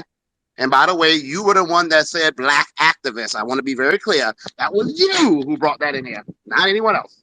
Okay, please continue. This is what I'm saying. Like so you host this and you silence me to talk over me. So, I'm this is correcting again, lies. this I'm is correcting like, lies. you can try to pretend that, like, you're the arbiter of all social justice. But in fact, what you also have been perpetuating is this injustice. This taunting from the, peanut gallery here is exactly You called Oh, everyone in wait a here minute. xenophobic. You called Did you everyone in not here know xenophobic. the peanut gallery is a very offensive term? But by the way, Oscar, let me just Okay, ask you before so you leave. let me just finish my closing statement. Since And you support Marcel, justice, hold excuse me, since you, Marcel. since you support justice and you agree, we agree, affirmative action should not be about race. Okay, and it was really started to address the descendants of American slaves. It wasn't for every race to get a little check mark. Would you push for it to be based on lineage for the descendants of American slaves, since you care so much about justice and righting wrongs? And now you go ahead. I just want to ask that. Marcel, you're not the boss of this forum. I Also, asked the question. you mute me, you unmute me, you Yeah, tell me, you you're lying. basically use your own lever of power to shut me up. So my closing statement is simply this, that if you think that you're going to perpetuate any kind of justice in the world, you have to practice it yourself. And We've already practiced it, I man. We've already practiced it. We have allow generations me of to practice. finish. Allow me to finish, Well, we're Naz, going to as you stop with the lies. continue. Our people Mhm. have already practiced justice. Right. You are a So newcomer. You are new to this. Your people have done nothing that I can see. I Continue. thank just have you. a question. You illustrate against Naz, you newcomer, you Asra, yes, people. exactly. You can't come to our country and pretend you fought for justice when we've done it for decades and Oh centuries. my, You are a newcomer. You are new. Hello, if you need some help, ask us.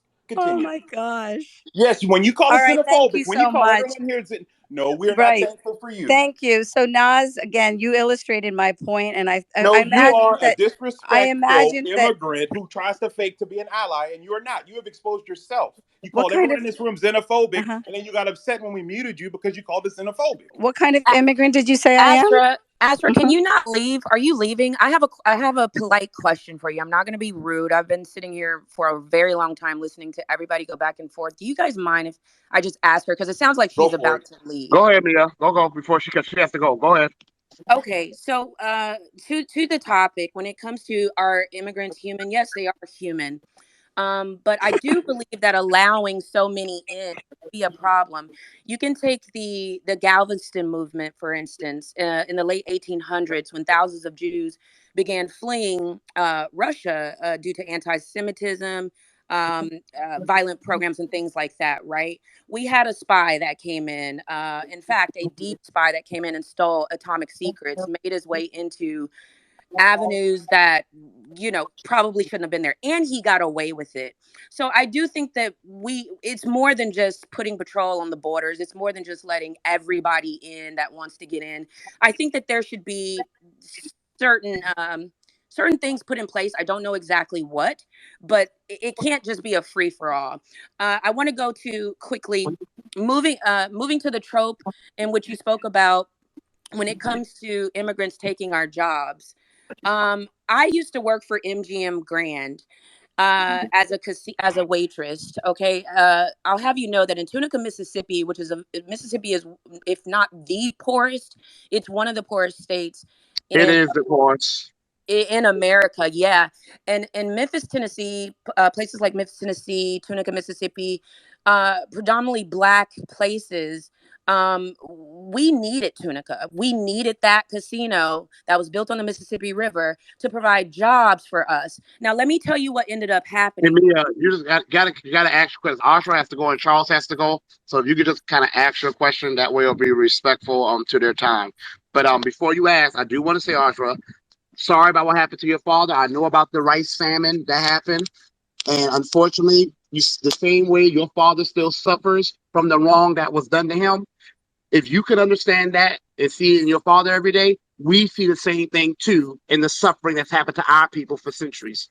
So have that same level of compassion for other people. And I just want to say that. And I'll I let you. have that. I have that compassion. There is not a competition in compassion or in suffering. There's no competition. That is my central thesis in this.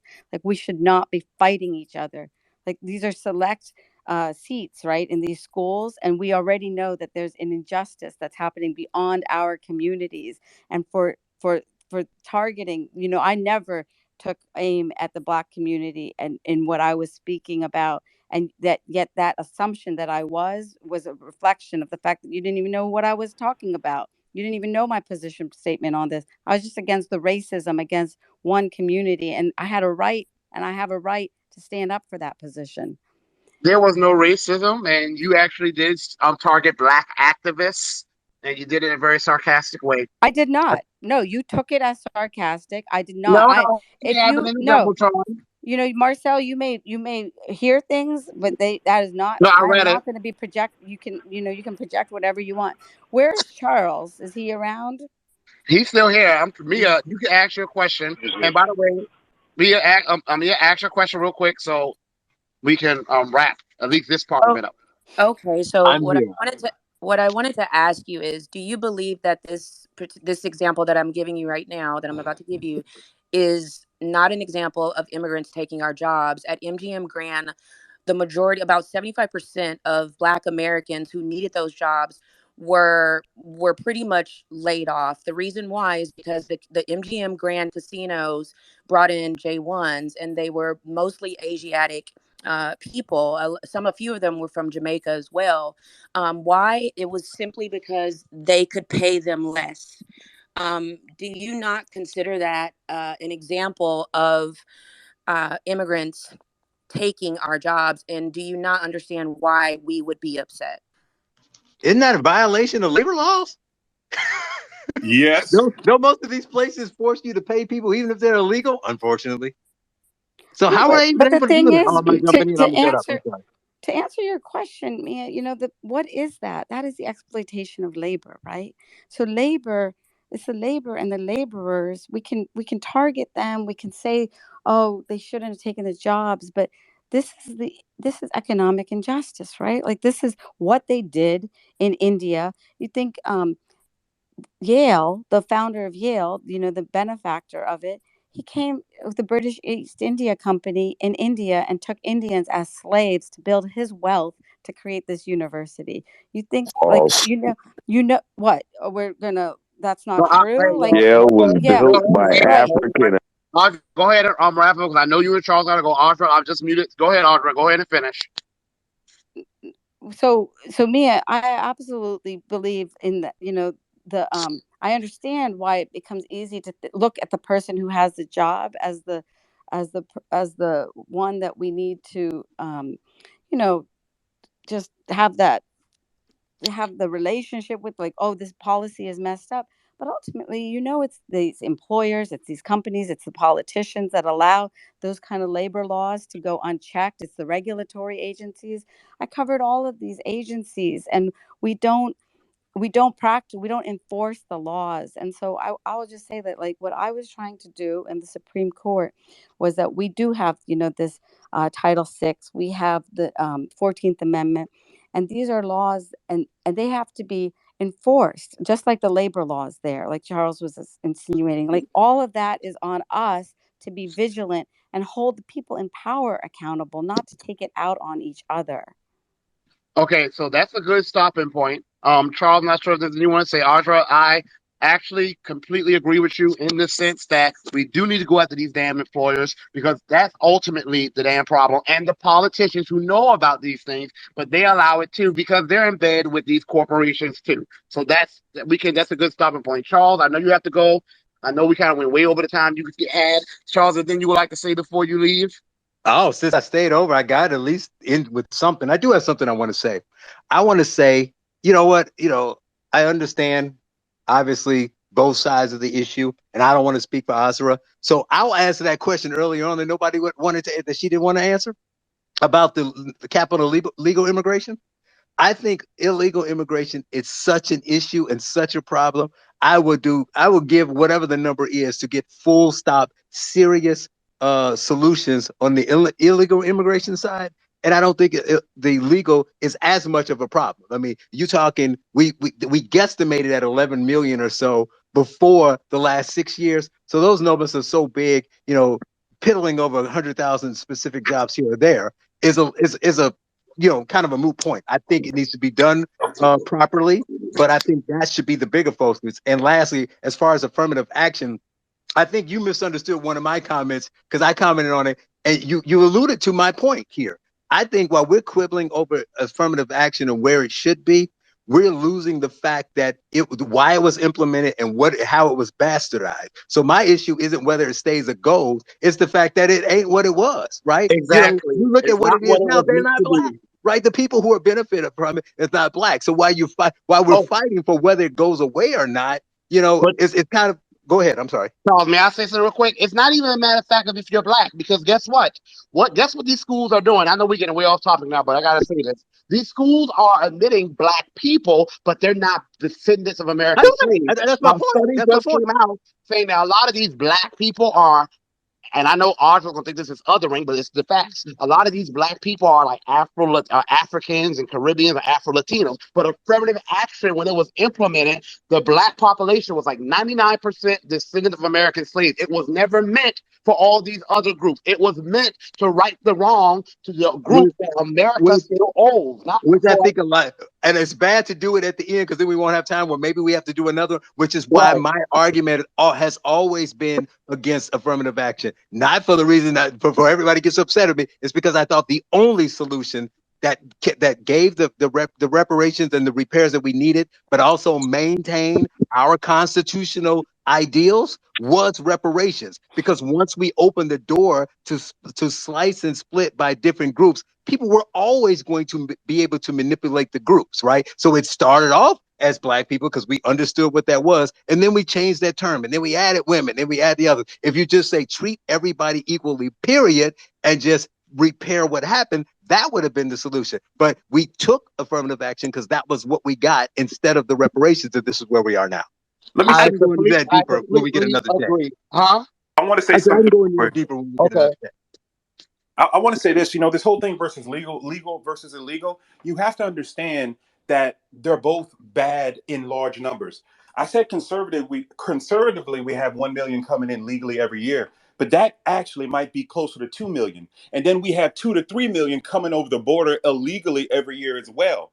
So it's Right, like no, you're right that they're both bad in large numbers, but what I I don't said, think that legal listen to number's the point not I want to right make. though. But listen to the point I want to make. If you think about it, the legal in large numbers is worse because now they have a legitimate case to be here. Whereas with the illegal, you may have an option to maybe deport them later. So just focusing on illegal, and while the legal ones keep flooding in, taking all the jobs with quote unquote work visas with Yeah, loopholes yeah. and all that, you're going to have the same destruction, if not worse. Oh So Right, my but legal God. and Wait, illegal is both bad in a mass so immigration but you're standpoint. wait a misunderstanding And what we I'm second. saying though. hold on. We are the only country on earth that lets in so many people, and it's to our detriment. We are going down as a country, not going up. The ones going up are limiting, restricting mass immigration. But, Y'all but, have to but, but understand that.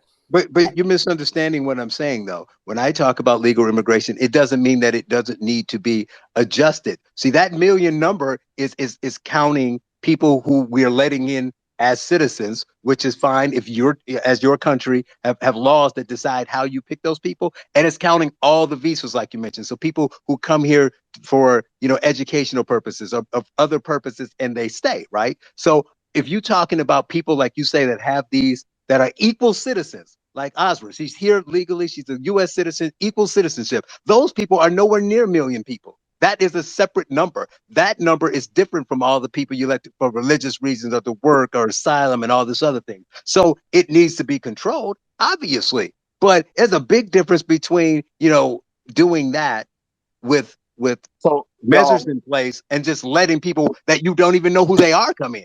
You don't I know think what we got diseases they may have. You don't know if they're terrorists. Because they come from Guatemala doesn't mean that's where they're originally from. That's asinine beyond what it does to Black America, quote unquote, or what it does to anybody else, what it does from a security and a health standpoint. And right. There's so resources many like you talk factors about to the it. school, that's a whole different thing. If you're deciding who comes here, if you do it properly, you can measure where they go and what they're doing. When you just say people walk across the border and you're free, that's insane. So of course there's a vast difference between illegal and legal Okay, immigration. so y'all listen. There are people up here who want to ask questions, but I know y'all got to go. But if y'all stay, people are going to want to ask you questions. Then we're going to be starting all over again. So if I y'all wanted to want, just open a can of worms and run away.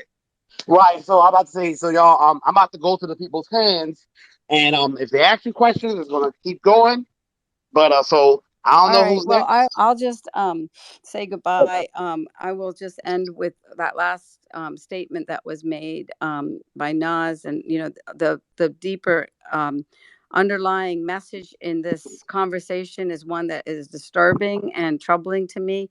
The question that we were debating is immigration, good or bad for Black America. I fundamentally believe that immigration is not only good for Black America, but is good for America.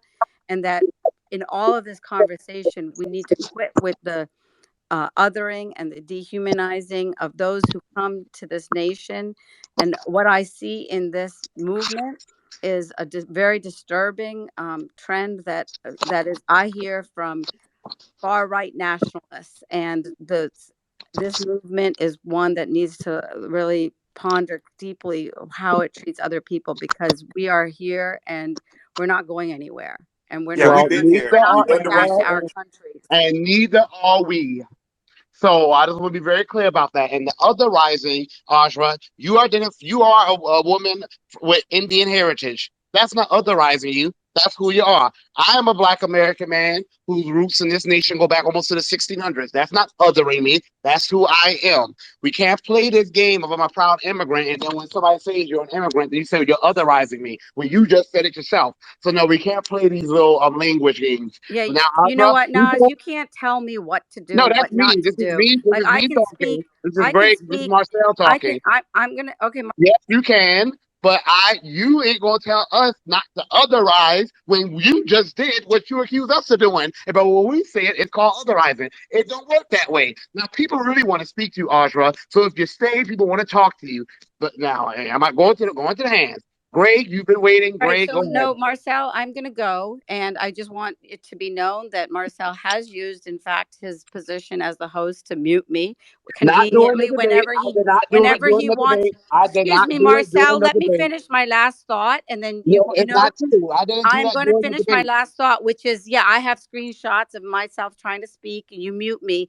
And No, And I and muted my you. It point, wasn't Marcel. I muted you. my point, okay, what, agents of influence and power can express themselves in whichever way, but ultimately what you have done is you invited me into this space. I took the invitation, and you can continue the abuse if you want as a No, choice of other I people. invited you. No, I invited you into the space, and I used facts and I cited figures, and you came here with a bunch of emotionalism, trying to do this main character syndrome and make it all about you and your feelings, and you never addressed the facts. And I did not mute you during the debate. I actually muted the room several times to let you speak. So let the record show that. And that's why I recorded the room, because I stand on what I do. I actually muted the room to tell people to let you speak and not to interrupt you. So you didn't mind me using the mute button then. Yeah, you just muted me again and I again. did. Because Right. I'm And not going to again, let lies be spread. I'm going to finish and I All will be right, Greg. gone. And No, you are finished, actually. All right, anyway. So, yeah, you Go are ahead, finished. Greg. Peace to the host. Peace to the co-host. Peace to the speakers. Peace to the listeners. Thank you. Thank you. Thank you. Thank you. Marcel. Thank you. Thank you. Thank you. Nas.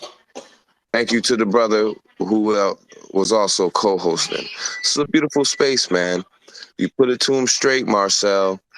The facts, they can't handle it. She came in here, she said something that was poignant to me toward the end.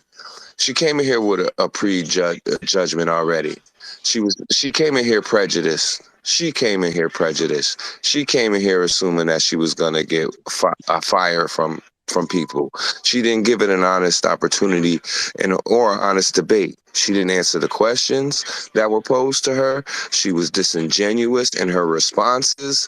It was all a fraud. She's a white woman dressed in immigrant clothing. That's how I see her. That's how I see them.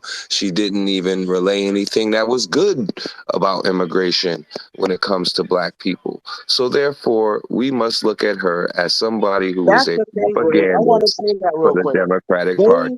I want to say that real quick. When we have these discussions about immigration, you notice how I cited facts. I cited my facts. I went to U.S. State Department of Temporary Work Visas from 2010, 2019. I cited facts. I offered to put in the Jumbotron. She wasn't interested. Why is it when we have these discussions, especially about immigration, no one ever responds to facts? It's always about their feelings. They put their feelings above our reality. They put their feelings above our reality, and that's exactly why they don't see it as an issue that actual Americans are going through hell. And you know, Black Americans were the main ones that catch it, and they never mention that. It's always about me, me, me, me, me, me, me. So don't be surprised. And don't be surprised when you notice that our policies will be about me, me, me, me, me, me, me too. Because we can play the me game as well. And yet, using facts, the data shows that when Black Americans do well, everyone does well. And if you're doing well, you do even better. It's actually because we have not invested in Americans, Black Americans, that we're not doing as good as we can do. It's actually because these corporations can just import cheap labor, and which is something that she said she acknowledges too, that these corporations can just import cheap labor and pay people slave wages. That's one of the reasons why the wage growth has not occurred in the United States of America. That's one of the reasons why standard of living for many Americans has not improved. Okay? I already said not blaming immigrants, but immigration as a system is extremely harmful to Black America. Extremely, and always has been. Great. I'm sorry I cut you off. You go ahead. No, you good, By Marcel, the way, man. y'all, my donation link is in the Jumbotron. It's like 500, close to 500 of us in this room. Please donate if you can. I haven't asked for it in a while, but look, I need those donations. I'm gonna keep. Ain't no one gonna be speaking up for us like this. You think Clyburn or Ayanna Presley or Cory Booker would stand their ground like this? They'll be sitting there saw shoeing and tap dancing. Y'all, if we want candidates who are going to stand up for us, we need money to stay in the race. That's really how this thing works. And we have to start thinking, well, I'm not going to do it, but I know that two people next to me will do it, so he'll get it. No, a lot of times they're thinking you're going to do it. And because everybody thinks somebody else is going to do it, it never gets done. Greg, you can basically say, I'm sorry. No, and they come in here and she had an agenda, and it was about her agenda as an immigrant. And they have no care for anything that Black people have, that unless they use it for their benefit. Outside of that, they don't care about our issues. It's funny how she uses the Asian moniker when she's a goddamn Indian from India, you know. And there's no hate coming from our end of the camp against Indians. There's no hate from us. We're not hating them. We're not hating Asians.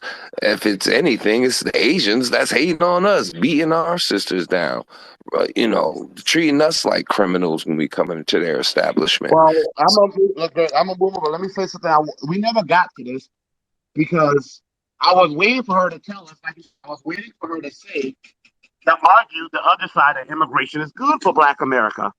It may be good for America, but it ain't good for Black America, and it ain't even good for America.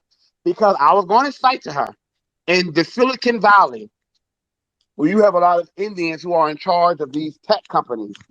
They have almost no Black people on their staff, none. Some of them have as little as 1 to 2% of Black people on their staff.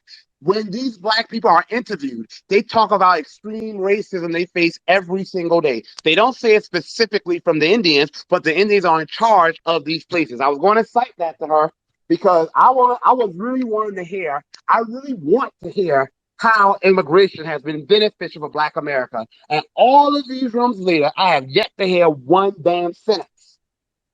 And that's what I was looking for too, Marcel. Uh-huh. That's the same thing I was looking for. What's the benefits? Where's the benefits? How are we? The fact that the How are matter we increased? is good for us, and people know that, they're pretty much wanting us to shut up and take it, and that ain't gonna happen. The days of us being everybody's mule is over. Maurice, you got it. Hey guys, hey, great space today. I was going on what Greg and you just iterated right now is, hey, during the whole debate there was never no data saying how immigration is good for Black Americans.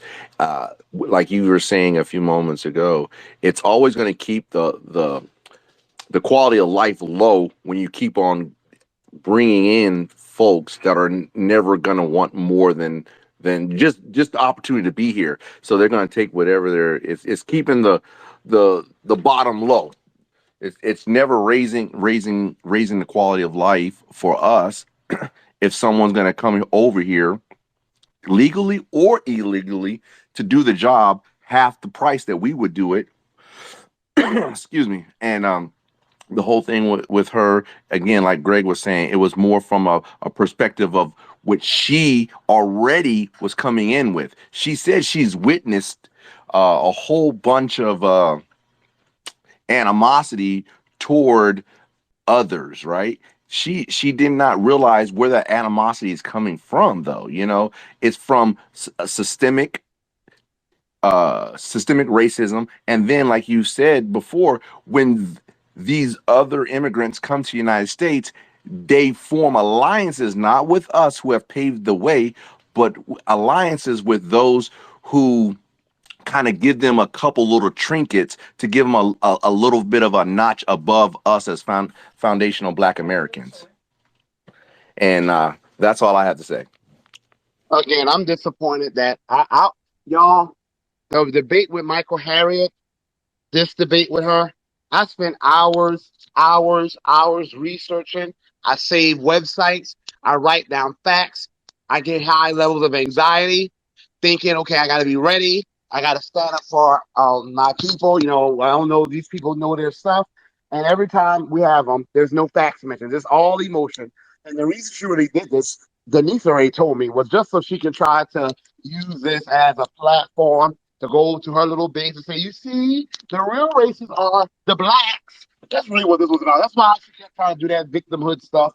And that's why I kept going back to the facts, going back to the facts. Okay, I don't know. Mia, I think you were up here and then you dropped down. Mia, you got it.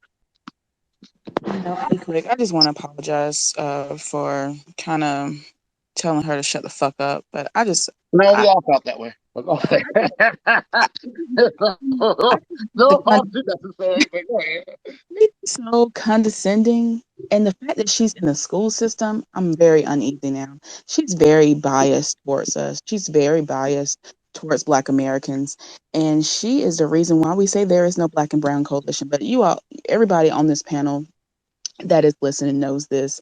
But she is blocked and she's very disgusting. Let the record show.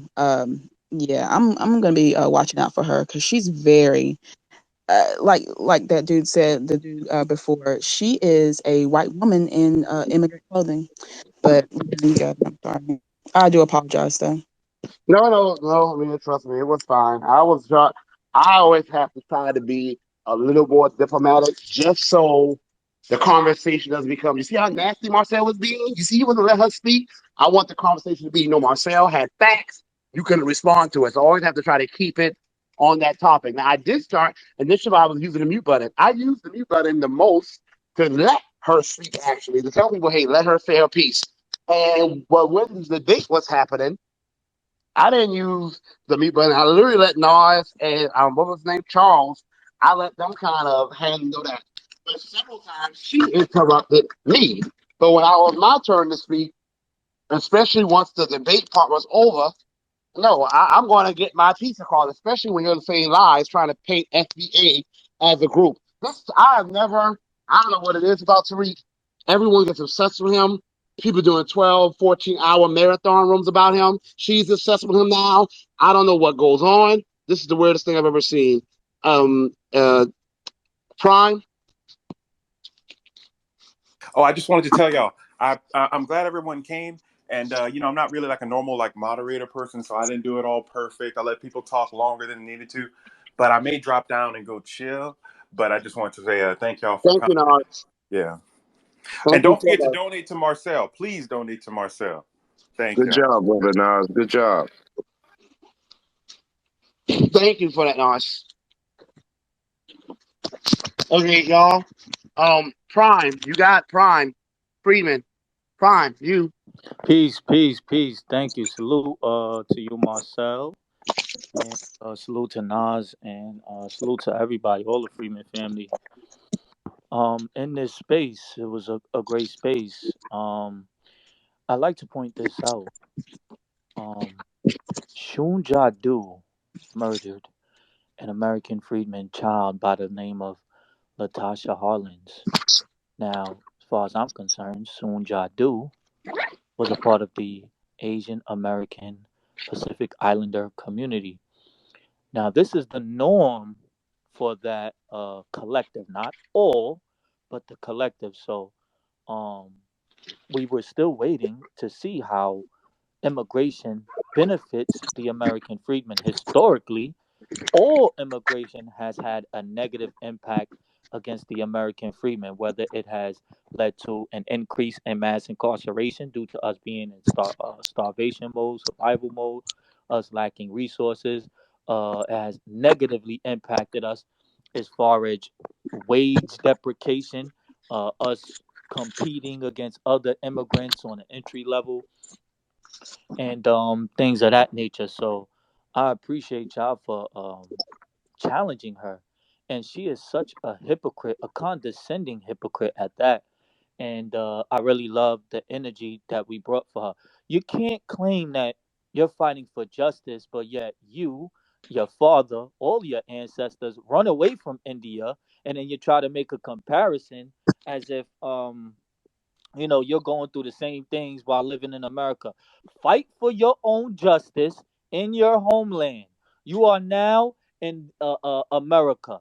You want to talk about the American dream? Well, guess what? You benefit off the American dream, off of the American freedman nightmare, off of our slave labor, off of our exploitation, off of our death, off of our tragedies. So you keep talking about justice for Asians and Indians, but you don't fight against the evil government in your homeland. You say nothing about Latasha Harlins. You say nothing about Akai Gurley. And those are only two examples of many. And never mind the ones we don't know about. Never mind the ones that don't get the national recognition. So yeah, I don't think she wants to stop racism. And this is proof that she is not an ally, and as a collective, we have no allies. Again, she is not an ally, but she will come in here and try and posture as if she is, but she is not an ally. How can you claim to be it's funny how Asian Americans or the AAPI, they're considered the mono minorities. At the same time, in Chinatown, I see nothing but Asians being hired. I see nothing but Asians being hired. No access to wealth, no job opportunities being granted to the American freedmen out here in New York City and Chinatown. But yet and still, they will posture and pretend to be allies to us. Get the fuck out of here, Asra. You are a piece of shit. You are a white supremacist. I don't care about your religious beliefs. That's your personal business. And every time Marcel brought facts, Nas brought numbers, figures, trying to have an intelligent, honest conversation and discussion, you didn't want to answer it. And then you tried to demonize simple questions and then claim, oh, this is bigotry. Now, those are tricks that white supremacy does. You like to play both sides of the argument, but we're not having it here. You give us no access to wealth. You grant us no opportunities within your own AAPI community, but you expect us to include you in everything while you exclude us from everything. I repeat, you expect it's been normal for Asians and all other groups of people who are non-freedmen to expect us to include them in everything while they exclude us from everything. So motherfuck her and motherfuck all enemies to the American freedmen. We out here to fight and advocate for ourselves first, just like she's out here to fight and advocate for the Asian Americans. So fuck all that. Freedmen first, Freedmen family first, and thank you for your time. I appreciate it. Keep up the great work, family, especially you, Marcel. You got into that ass like preparation H. I appreciate you. Thank you.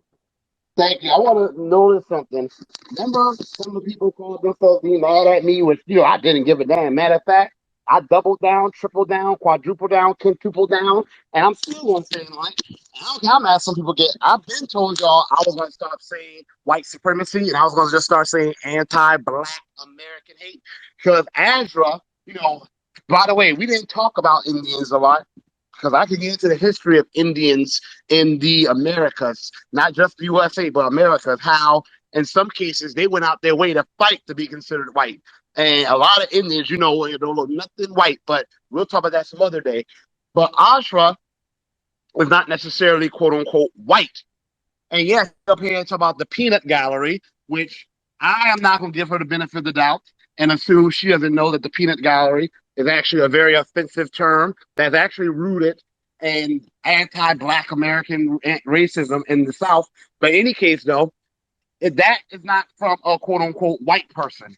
So I like to say anti-black American hate. If we're going to delineate, we need to delineate all the way through. We're not going to delineate when it comes to reparations. We're not going to delineate when it comes to policies. But when it comes to racism, oh, we're just going to say, oh, racism. Everyone got hurt by it. That's how they use language against us. Because we sitting there talking about racism, and they're going to say, well, everyone goes through racism, so every group gets this. You don't need that special. No, we need to specify it to us. Anti-black American hate. We're going to delineate in every area. Okay? I And again, I let's go. appreciate that. And it's Yep. safe to say she's an anti-freedman racist. I That, stand on that. well, I could definitely believe it because my thing is this. She said she agreed with me when I mentioned, people get upset about affirmative action because they think it's helping black Americans. You know, if it was done when in its early days, for the short period of time where it was done right, it was actually helping descendants of American slaves. And even she agreed with this to be fair. But well, Charles broke it down too. Well, when affirmative action was implemented, we didn't have all of these other groups that now want to call themselves people of color. America didn't deprive Indians of their rights here in the U.S. for centuries. They didn't do that to Chinese for centuries. They didn't do that to someone from I don't know, a Bangladesh for centuries. Affirmative action was never meant to be this whole people of color program. It was meant to address the legacy of wrongdoing that was done to descendants of American slaves. Like Charles said, you can give me my damn reparations and can affirmative action. It has not been helping us. Several studies have now shown the majority of black people that have benefited from affirmative action are black immigrants, not descendants of American slaves for whom it was meant. Facts. It was never meant to be this people of color thing. It was meant for America to right the wrongs it did to descendants of American slaves, not for America to all of a sudden say, okay, you're a person of color, America owes you something, here you go. No. So Asra, strangely enough, doesn't have any problems though with the wealthy white Americans, the quote unquote elite, who get into school because of legacy admissions, which is really a centuries-long form for Sure. affirmative action. Sure. Okay? Audra doesn't have any problems with the fact that the reason why Asians are so prominent in Silicon Valley is not just because they import them from Asian countries to come here to pay them cheaper labor. Republicans and Democrats did a study on this in 1998. I had the article. Y'all, I spent hours preparing for this and didn't have Mhm. to use nothing, but I have the article. Another reason why Asians are so prevalent in the Silicon Valley tech industry is because they hire their own, like Prime said. She didn't talk about that affirmative action, that good old boy, No, that's right. but she's up there talking about anti-Asian racism. If you care so much about equality and equity, she will be out there with us fighting for reparations. Okay? But that's a whole other conversation. I don't even When know. when Um, when she speaks for equality for all, what she really is saying, she wants power for Asian American Pacific well, what she Islanders and means, the power Negro for the ain't supposed to have immigrant nothing. collective. That's But what she the means by equal righteous, rights. I think Power for the immigrants. the righteous villain, I think it's you. The righteous villain. East Sider, Hey, I appreciate that, man. Oh man, I've been holding this so long, man. I'm gonna keep it as short as possible. Man, what she did was she threw the whole Democratic playbook right at us. She hit all they talking points. She tried to all lives matter us, and she tried to go out white not say so. Every point that you made, all the truth you brought out to her, she just kept deflecting and turning away from it. And she was projecting. She was projecting real tough. Like everything she tried to say about us is exactly what she was doing. You know, like I said, we have no friends, we have no allies. All we have is interest. And she wasn't ready for that. She thought she could just wag her finger and use a bully pulpit, and we were supposed to back down, but it didn't work, and she couldn't take it. And when my girl said, "Hey, man, you need to go ahead and wrap that up," she was like, "See, this is an example. No, this is an example of you shutting the fuck up." like our sister said. Because you the one that came up in here trying to get dogmatic with it, and it didn't work. You came for the smoke and you got it. And you see she heard me got the hell up out of there. I'll land right there. Thank you, Eastside. And like I said, I'm mad. I spent hours getting ready for this. Hours. I have so many damn articles I have saved up. I'm thinking, oh, this woman was in front of the Supreme Court. That just goes to show you sometimes a picture in front of this, talking trash in front of the Supreme Court, or talking trash in the Supreme Court is still just talking trash in the Supreme Court. Nat Turner. Thank you for holding this space, Marcel. This is a really good one. To speak to the topic, though, she's the lady. She spoke to us from a point of somebody stepping into some white women's shoes. White women used to yell rape on black people, and they would do things like that. These minorities, so-called minority people, they pull the strings like that. They're like a white woman yelling rape on Emmett Till. You know what I mean? They're gonna point the finger. What she did is equal to what Carolyn Bryant did, whether or not life was took. But the way she tells white lies, these white lies, it's just ridiculous. And I thank you for holding her feet to the fire, because you don't get here and talk to us like you have some authority. She's talking to us like this isn't our country. See, that's the problem with these immigrants. Thank you, Amina, for telling her to shut the hell up, because this is not your country. This is our country, and she doesn't even respect us enough to talk to us like she's a guest in our house. I'm gonna land my plane right there. I agree. Like I told him, ain't no need to apologize. You me and said, but you were thinking it. So, yeah, that was that. I mean, yeah, what you say? I'm white and I say so. That's exactly what this was. No facts. Your feelings take precedence over all the facts.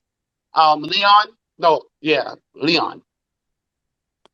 Thanks, brother Marcel. I was wondering if you even saw my name up there. I don't know if I was having issues tonight or what, because it seemed like a lot of people haven't been seeing me on these spaces. But anyway, thank you again. Yo, did anybody ask her what did she put down as far as her nationality on her U.S. census? No, I don't think so. Oh yeah, because we know she probably put down white. But anyway, yeah, you could just hear the anti-black hate in her voice when she was starting to get cooked. Shout outs to Sister Mia. Yeah. I was actually kind of hoping she would stay a little bit longer, because I wanted her to get some more smoke. It's just kind of funny that she was trying to act like the host, but this is your space. But anyway, on that, yeah, I'm not. We gotta watch these immigrants like her. That's how they talk. I'm starting to see this more and more. It's just not from the AAPI community. It's from all of them. All of them. They have this stern about Black Americans, and they listen to the white supremacists, because they want to fault. They gotta go in line, because they, for some reason, No, they think Leon, they can wait, see the. stop, real quick. I must say this, y'all. We gotta stop. We gotta stop saying they listen to the white supremacists. No, they come here with this all on their own. Some things they brought with them. Sometimes we think that these other groups were turned anti-black because they listened to some mysterious anti-black white person. No, hell no. This is something that exists within their cultures. And in her case, I mean, I don't know about her, but India, she mentioned the caste system. I didn't mention it, but she brought up, oh, y'all looking at me like I'm a product of the caste system. Hell, India is known for, India has a whole damn caste system where some of the darker skinned people are to the bottom of the caste. So this ain't always some American white supremacist stuff. We really got, that's why I don't like that term white supremacy. It limits anti-blackness to white Americans, where we have all these groups out here practicing anti-blackness. They come here with it. So I just want to say it. No, give them credit for their own work. Give them credit for their work. That's them. They come here with it. Hey, I appreciate that. So now we see they have the caste system, as the Latinos have a caste system as well. So it seems like a lot of these races, see, they put, not races or nationalities, they have this caste system but but the end result is the dark skin or the black is always at the bottom. Facts. So that being said, I got a chance to actually see her face. She reminds me of a governor. I think a Nikki governor of Haley. yours, that Narada Rawala, aka Nikki Haley. So I'll land there. Thank you. C, I think C. sister. Oh, Yeah, hi. I'm sorry. I was making tea. Hi That's everybody. okay. I very rarely talk in these spaces because my phone is not that great. But today's space, um, that lady, what was her name? Azra? She Asra. Asra. I'm sorry. I'm trying to get it right because she did correct us, and I knew we were saying her Asra. She came in here with an agenda for sure. And the reason why you knew she came in here with an agenda because she spoke about she specifically came at Marcel about his community and how the lack of education there, because that's her solution is education, which we all agree with. Nobody disagree with education not being a part of the solution, not the solution, but a part of the solution. But what I can speak to from my own personal experience, I don't have any statistics on this very specifically right now, but personally, I know for a fact the education system purposely holds us back because it held me back several times in my education career before I got, and I did end up getting to Clemson, by the way, Clemson University engineering department. However, even then I had issues within the education system being a Black American who was not from another country. And I didn't, this is something I haven't spoken about. And that's the reason why you guys see me pop in and out of space and I started following everyone because it was something I've been sitting with because this stuff is more recently happened to me where I realized everything is not what it appears to be, even in academia, if that makes any sense. And anyone who's been in that kind of been in academia, they know this. So that being said, she brings up education as though we're not educated people, and as though we haven't been here this whole time trying to be educated people, and we are educated people, and we have these things, but they purposely go outside of America. Oh, I'm sorry, I'm skipping around right now. However, they purposely go outside of America to recruit those other people. And I don't want to otherize them, but that's literally what they do. They don't go search for folks like here in America who could do those things. They exclude us because it keeps us at the bottom, period. They have to have someone at the bottom. So when she says that immigrants don't hurt Black Americans, it's just not true. I'm not anti-immigrant. I don't want to say I'm anti-immigrant because I'm not anti anything. I'm anti-Black racist, but I'm not anti anyone. However, to pretend as though immigrants, whether they're being pawns or not, willful or not, some of them are very willfully pawns because there are many of them. I'm sorry. She just really pissed me off today. you're good. You're good. And I think Sister Sean asked a great question. What is she doing to I help was the just American about to freedmen? say that. Oh my Hold on God. real quick. C, go ahead and wrap it up, and I'll go to Sister I'm Sean. sorry. Yeah, I'm about to get out of here. I was gonna say, yeah, she brought up, that was my next point. I was gonna say she brought up the fact that she helps. She brought up the fact that education is the way to help Black Americans, but I don't see any of them fighting for the system. The what they're fighting for is to get their people into our education system. You see what I'm saying? They want to move into our areas, take the money from our education system, as opposed to just giving us our money and let our kids get educated. And that was the last thing I want to speak on because that's what they do, and that's what they don't want to talk about right there. And I'll land my plane right there. So, of course, you got some of her, I guess, supporters trauma bonding in the comments. They'll be all right. Let them go ahead and trauma bond. First of all, like I said, came with facts, didn't have any facts, and it is what it is. Sister Sean, it's on you. Okay, I'm going to say this and I'm going to try to be real clear with my people. First of all, I love you. I love my people. We got a classic example of tethering. Ashra. I wish I had more time with her because I would have broke her down like a Lego. All right. Here's what she's angry about. And here's what we need to understand. She is angry with us and she's hiding behind a facade and a cape of humanitarianism. But when I asked her a very specific question about what about the humanitarian for freedmen, and you know that all of the atrocities that were lodged against us were for crimes against humanity. She didn't want to answer that question. I got caught up in some kind of matrix, but she never answered that question. See, you got to cut through conversations and get to the meat of the matter. She didn't answer that question. She wanted to go, and here's how they deflect. She wanted to continue to deflect and talk about Marcel told her to shut up and all this babbling and all this other stuff. So you're going to babble on the left side of the field when I'm talking to you directly on the front line of the field. Answer my question. She didn't do it. She danced around that. So this is what we have to understand. And another thing, if I had more time, she talked about equal justice for her father. She gave us a sob story. All right. And the answer to that question is, and that's with any other immigrant, because this is our country. It would not be possible for me even tell the story for your father if it wasn't for the freedmen. I'm not playing with them. And that is a classic example of these immigrants.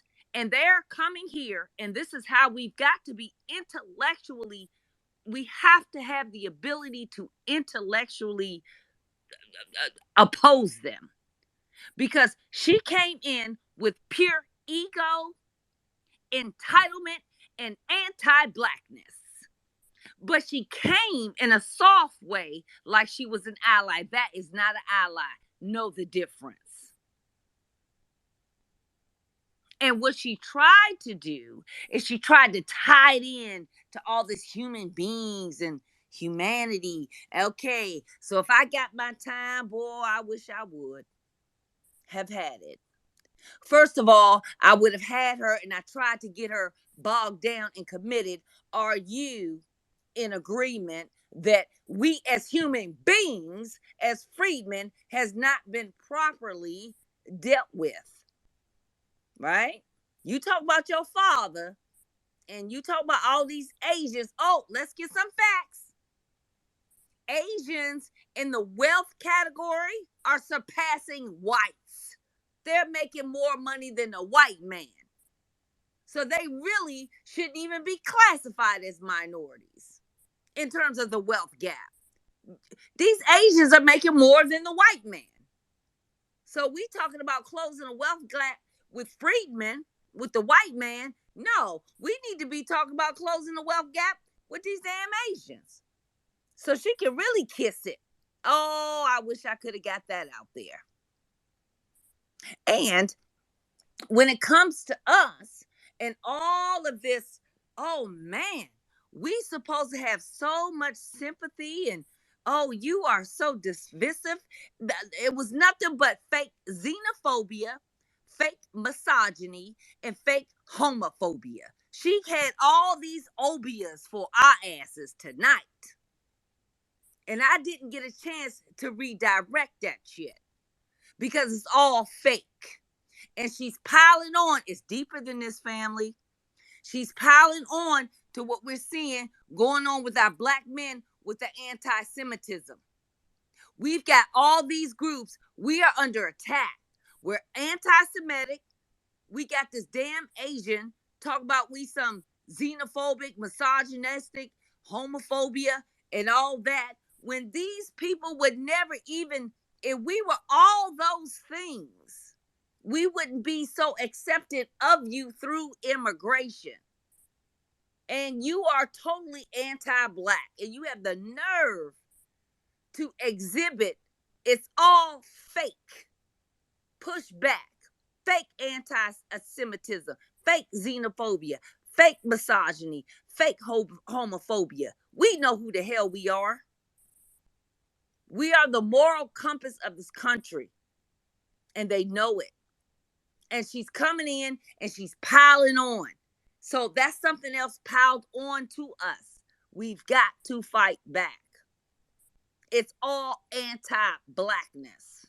And as far as I'm concerned, as your father, Miss Asra, you listen to the playback of the tape, You worried about your father? You need to be praising my goddamn father and my father's father, because we worked this land and we paid these taxes even after slavery.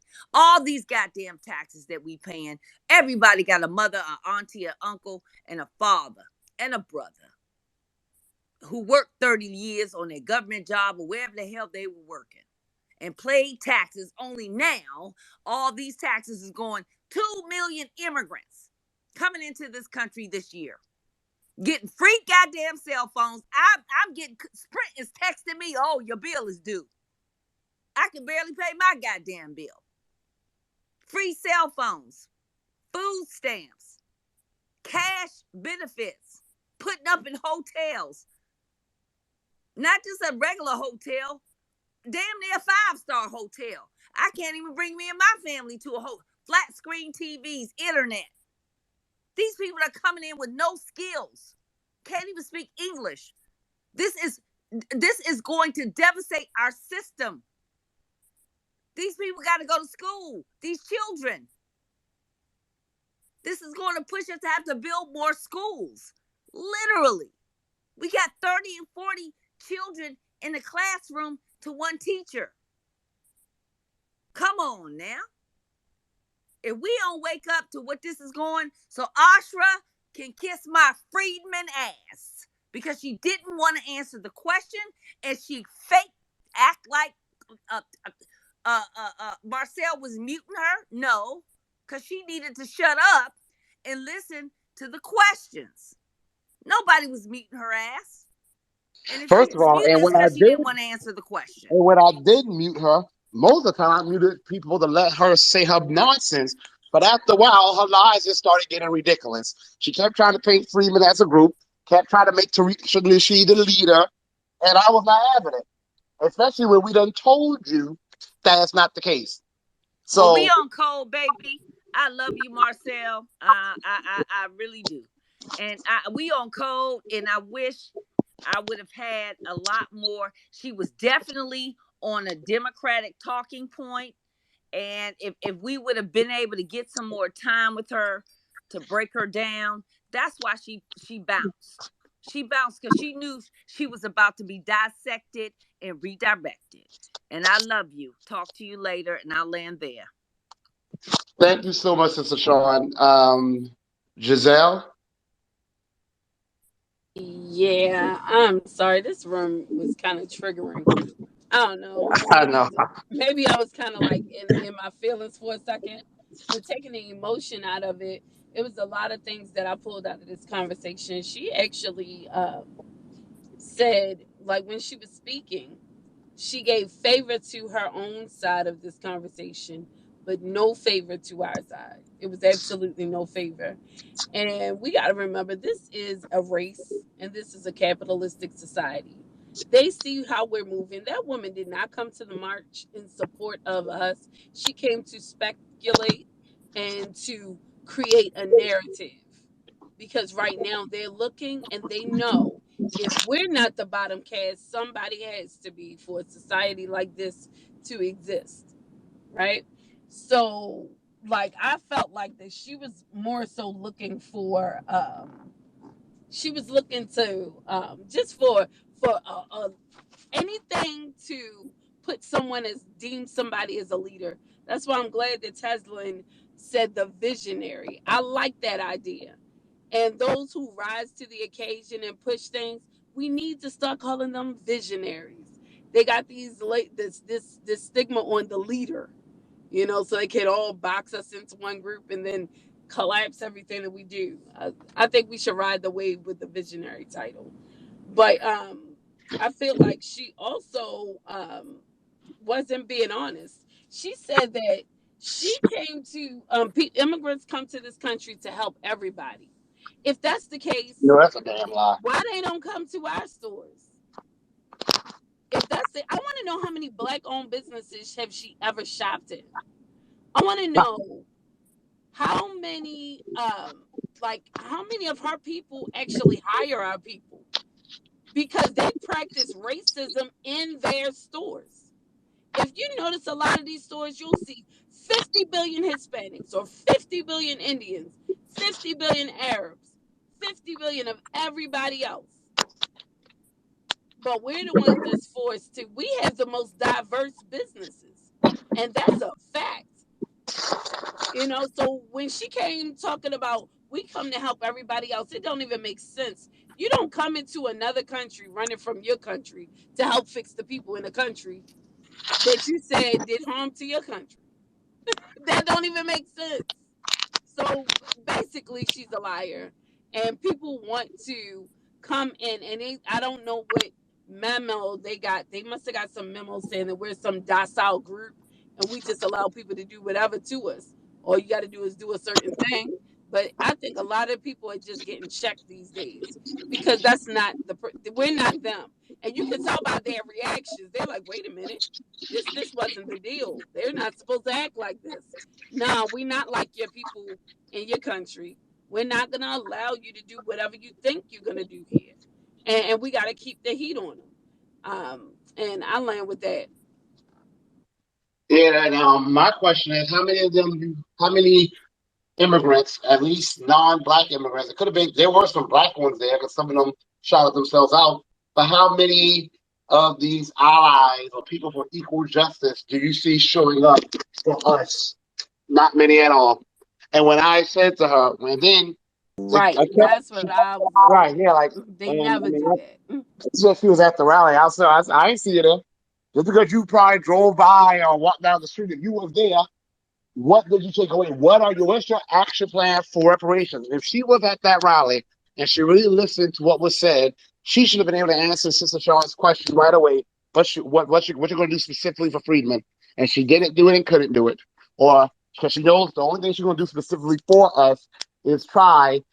Let me break down the coded language for y'all. When that lady said she believes in equal justice, what she's really saying is that affirmative action is giving us an advantage that others don't have, and that's not equal. That's really what she's trying to say. Now, we all know the data shows that if affirmative action gives anyone an advantage, it's giving white women an advantage. If anyone knows data, we know that white men have had affirmative action for damn 400 something years, okay? The data has shown that affirmative action, as I kept harping on, has not benefited the people for whom it was meant, the descendants of American slaves. It's benefited some black people, and a lot of them are black immigrants. And it's strangely enough, it's benefited Asian Americans. Even Asian Americans, it has benefited them, which is why most Asian Americans support it. But the fact that you even have any, and it's a significant number that don't support it, that's offensive. Okay, first of all, you don't have to support it, fine. But to try to get rid of something that was not meant for you, that was meant for the people who built this nation, that was meant for the people who are the only reason why you can be in this country, that's offensive as hell. You should be at the Supreme Court fighting to make affirmative action what it was originally supposed to be. Lineage-based for the sins of American slaves, not this whole belief that somehow America owes a debt to every quote-unquote person of color. No, absolutely not. Miss T? Peace and love, everybody. That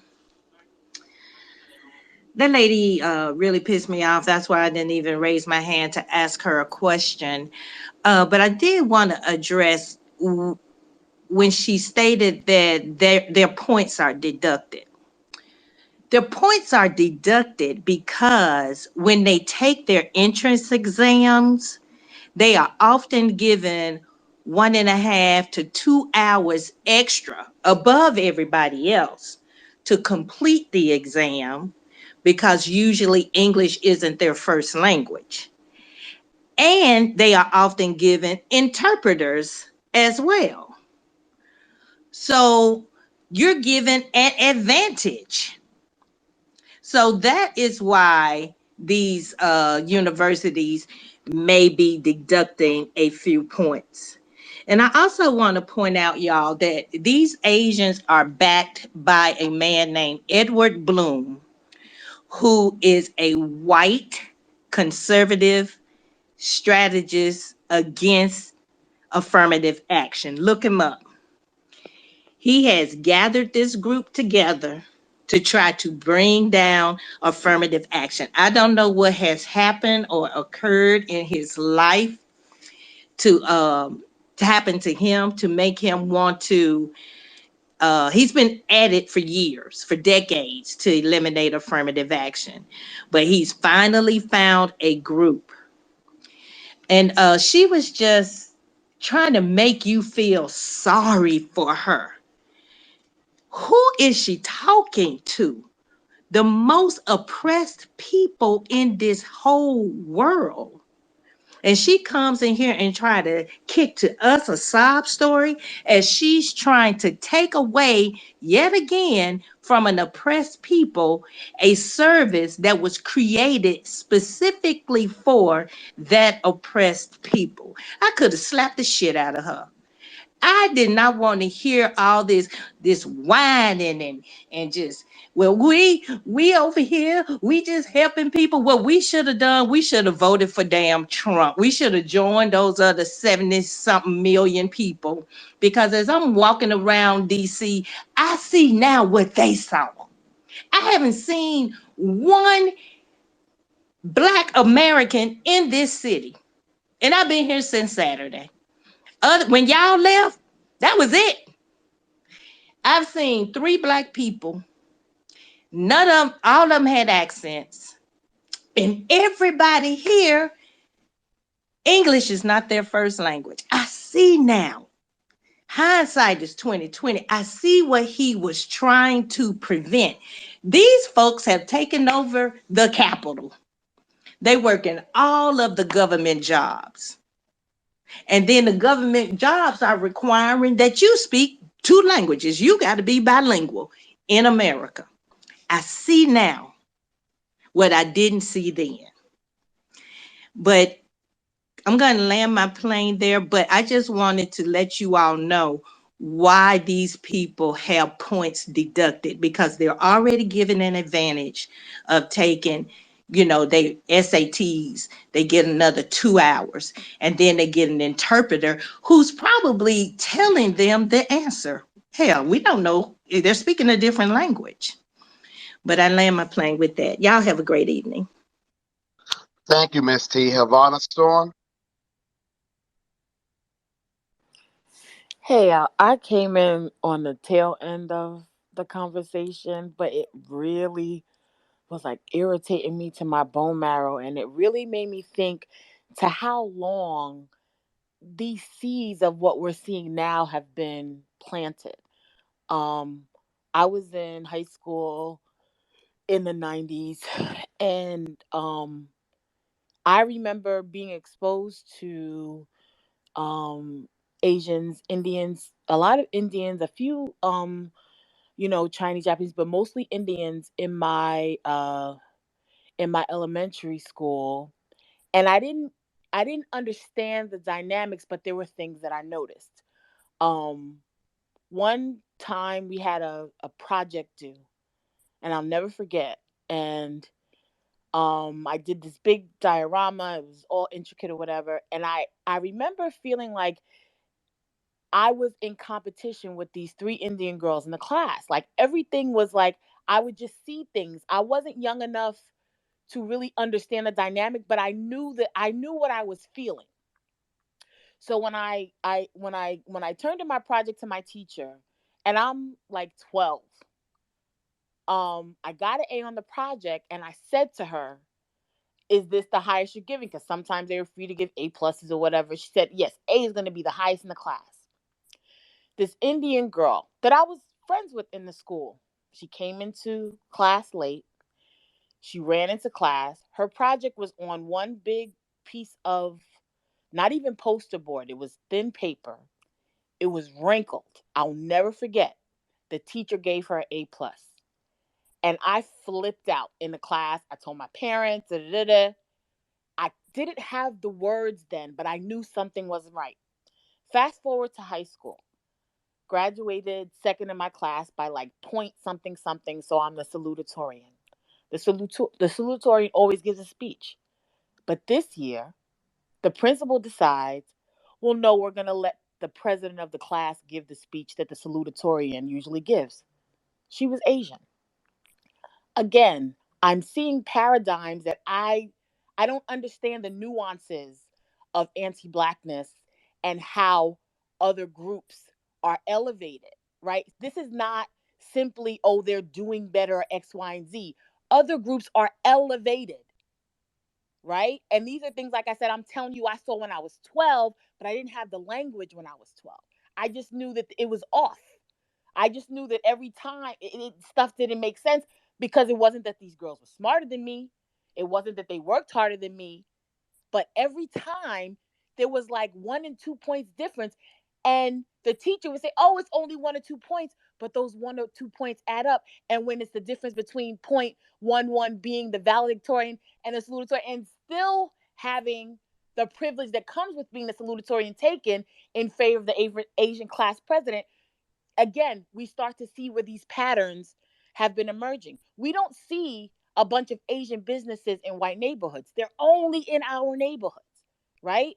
We don't see a bunch of black businesses in Chinatown or Koreatown. It doesn't happen. So it's systemic, like every part of this, and nobody wants to address it. Nimrata, aka Nikki Haley's father, taught at an HBCU. They're always in our spaces, benefiting from our labor, and then have the unmitigated gall to talk about advantages and preferences like they've done anything to deserve the access that they have. If you look back at old pictures of Tuskegee, there were Asians in our HBCUs then because white folks wasn't letting them in their schools. So it's not a new thing, and it's not, anecdotal. It is systemic like everything else. It is intentional. And I don't want to hear anything about solutions to what's going on in America from somebody that don't have solutions in their own country. To me, that is the epitome of gall and delusion. If you didn't have solutions for your own people and the bottom caste that you treat like dirt because they're dark, excuse me, because they're dark, how dare you think that you have solutions for us in our home? And it's that mentality. It rubs them the wrong way that they don't have the same claim to the United States that we do. And that's what you really hear in the venom that you really hear, because they want us to be in the same boat as immigrants. And it bothers them that we're not. It bothers them when we assert the fact that, no, our people were here before the United States existed. There was no United States when our people were here. We built it. It didn't exist. Our people, who we are, our culture never existed anywhere else. It was born on this soil. That bothers them because they want to feel like, even if they have to argue with white folks, that, they don't like the feeling that we have a different claim on this land than they do. So just I hear the nuances, and again, it was grating on my nerves just when first she was complaining about Marcel's muting me, but I'm going to say this. Well, if he's muting you, you're not going to say nothing. Like that arrogance, like we're not going anywhere. You would never hear anybody in anybody else's country talk like that. We would never be in Russia talking about we're here, we're not going anywhere. But they have that attitude, and they really project it towards us because, like I said, they feel some kind of way that we have a claim that they don't have. And I land. Thank you, Ivana Storm. Y'all, thank y'all for coming through. If you can donate, please do so. My link is up there in the Jumbotron. Again, y'all, this doesn't happen by saying you're doing good, man. Thank you for standing up. Thank you for running. That's good morally. But this happens via money.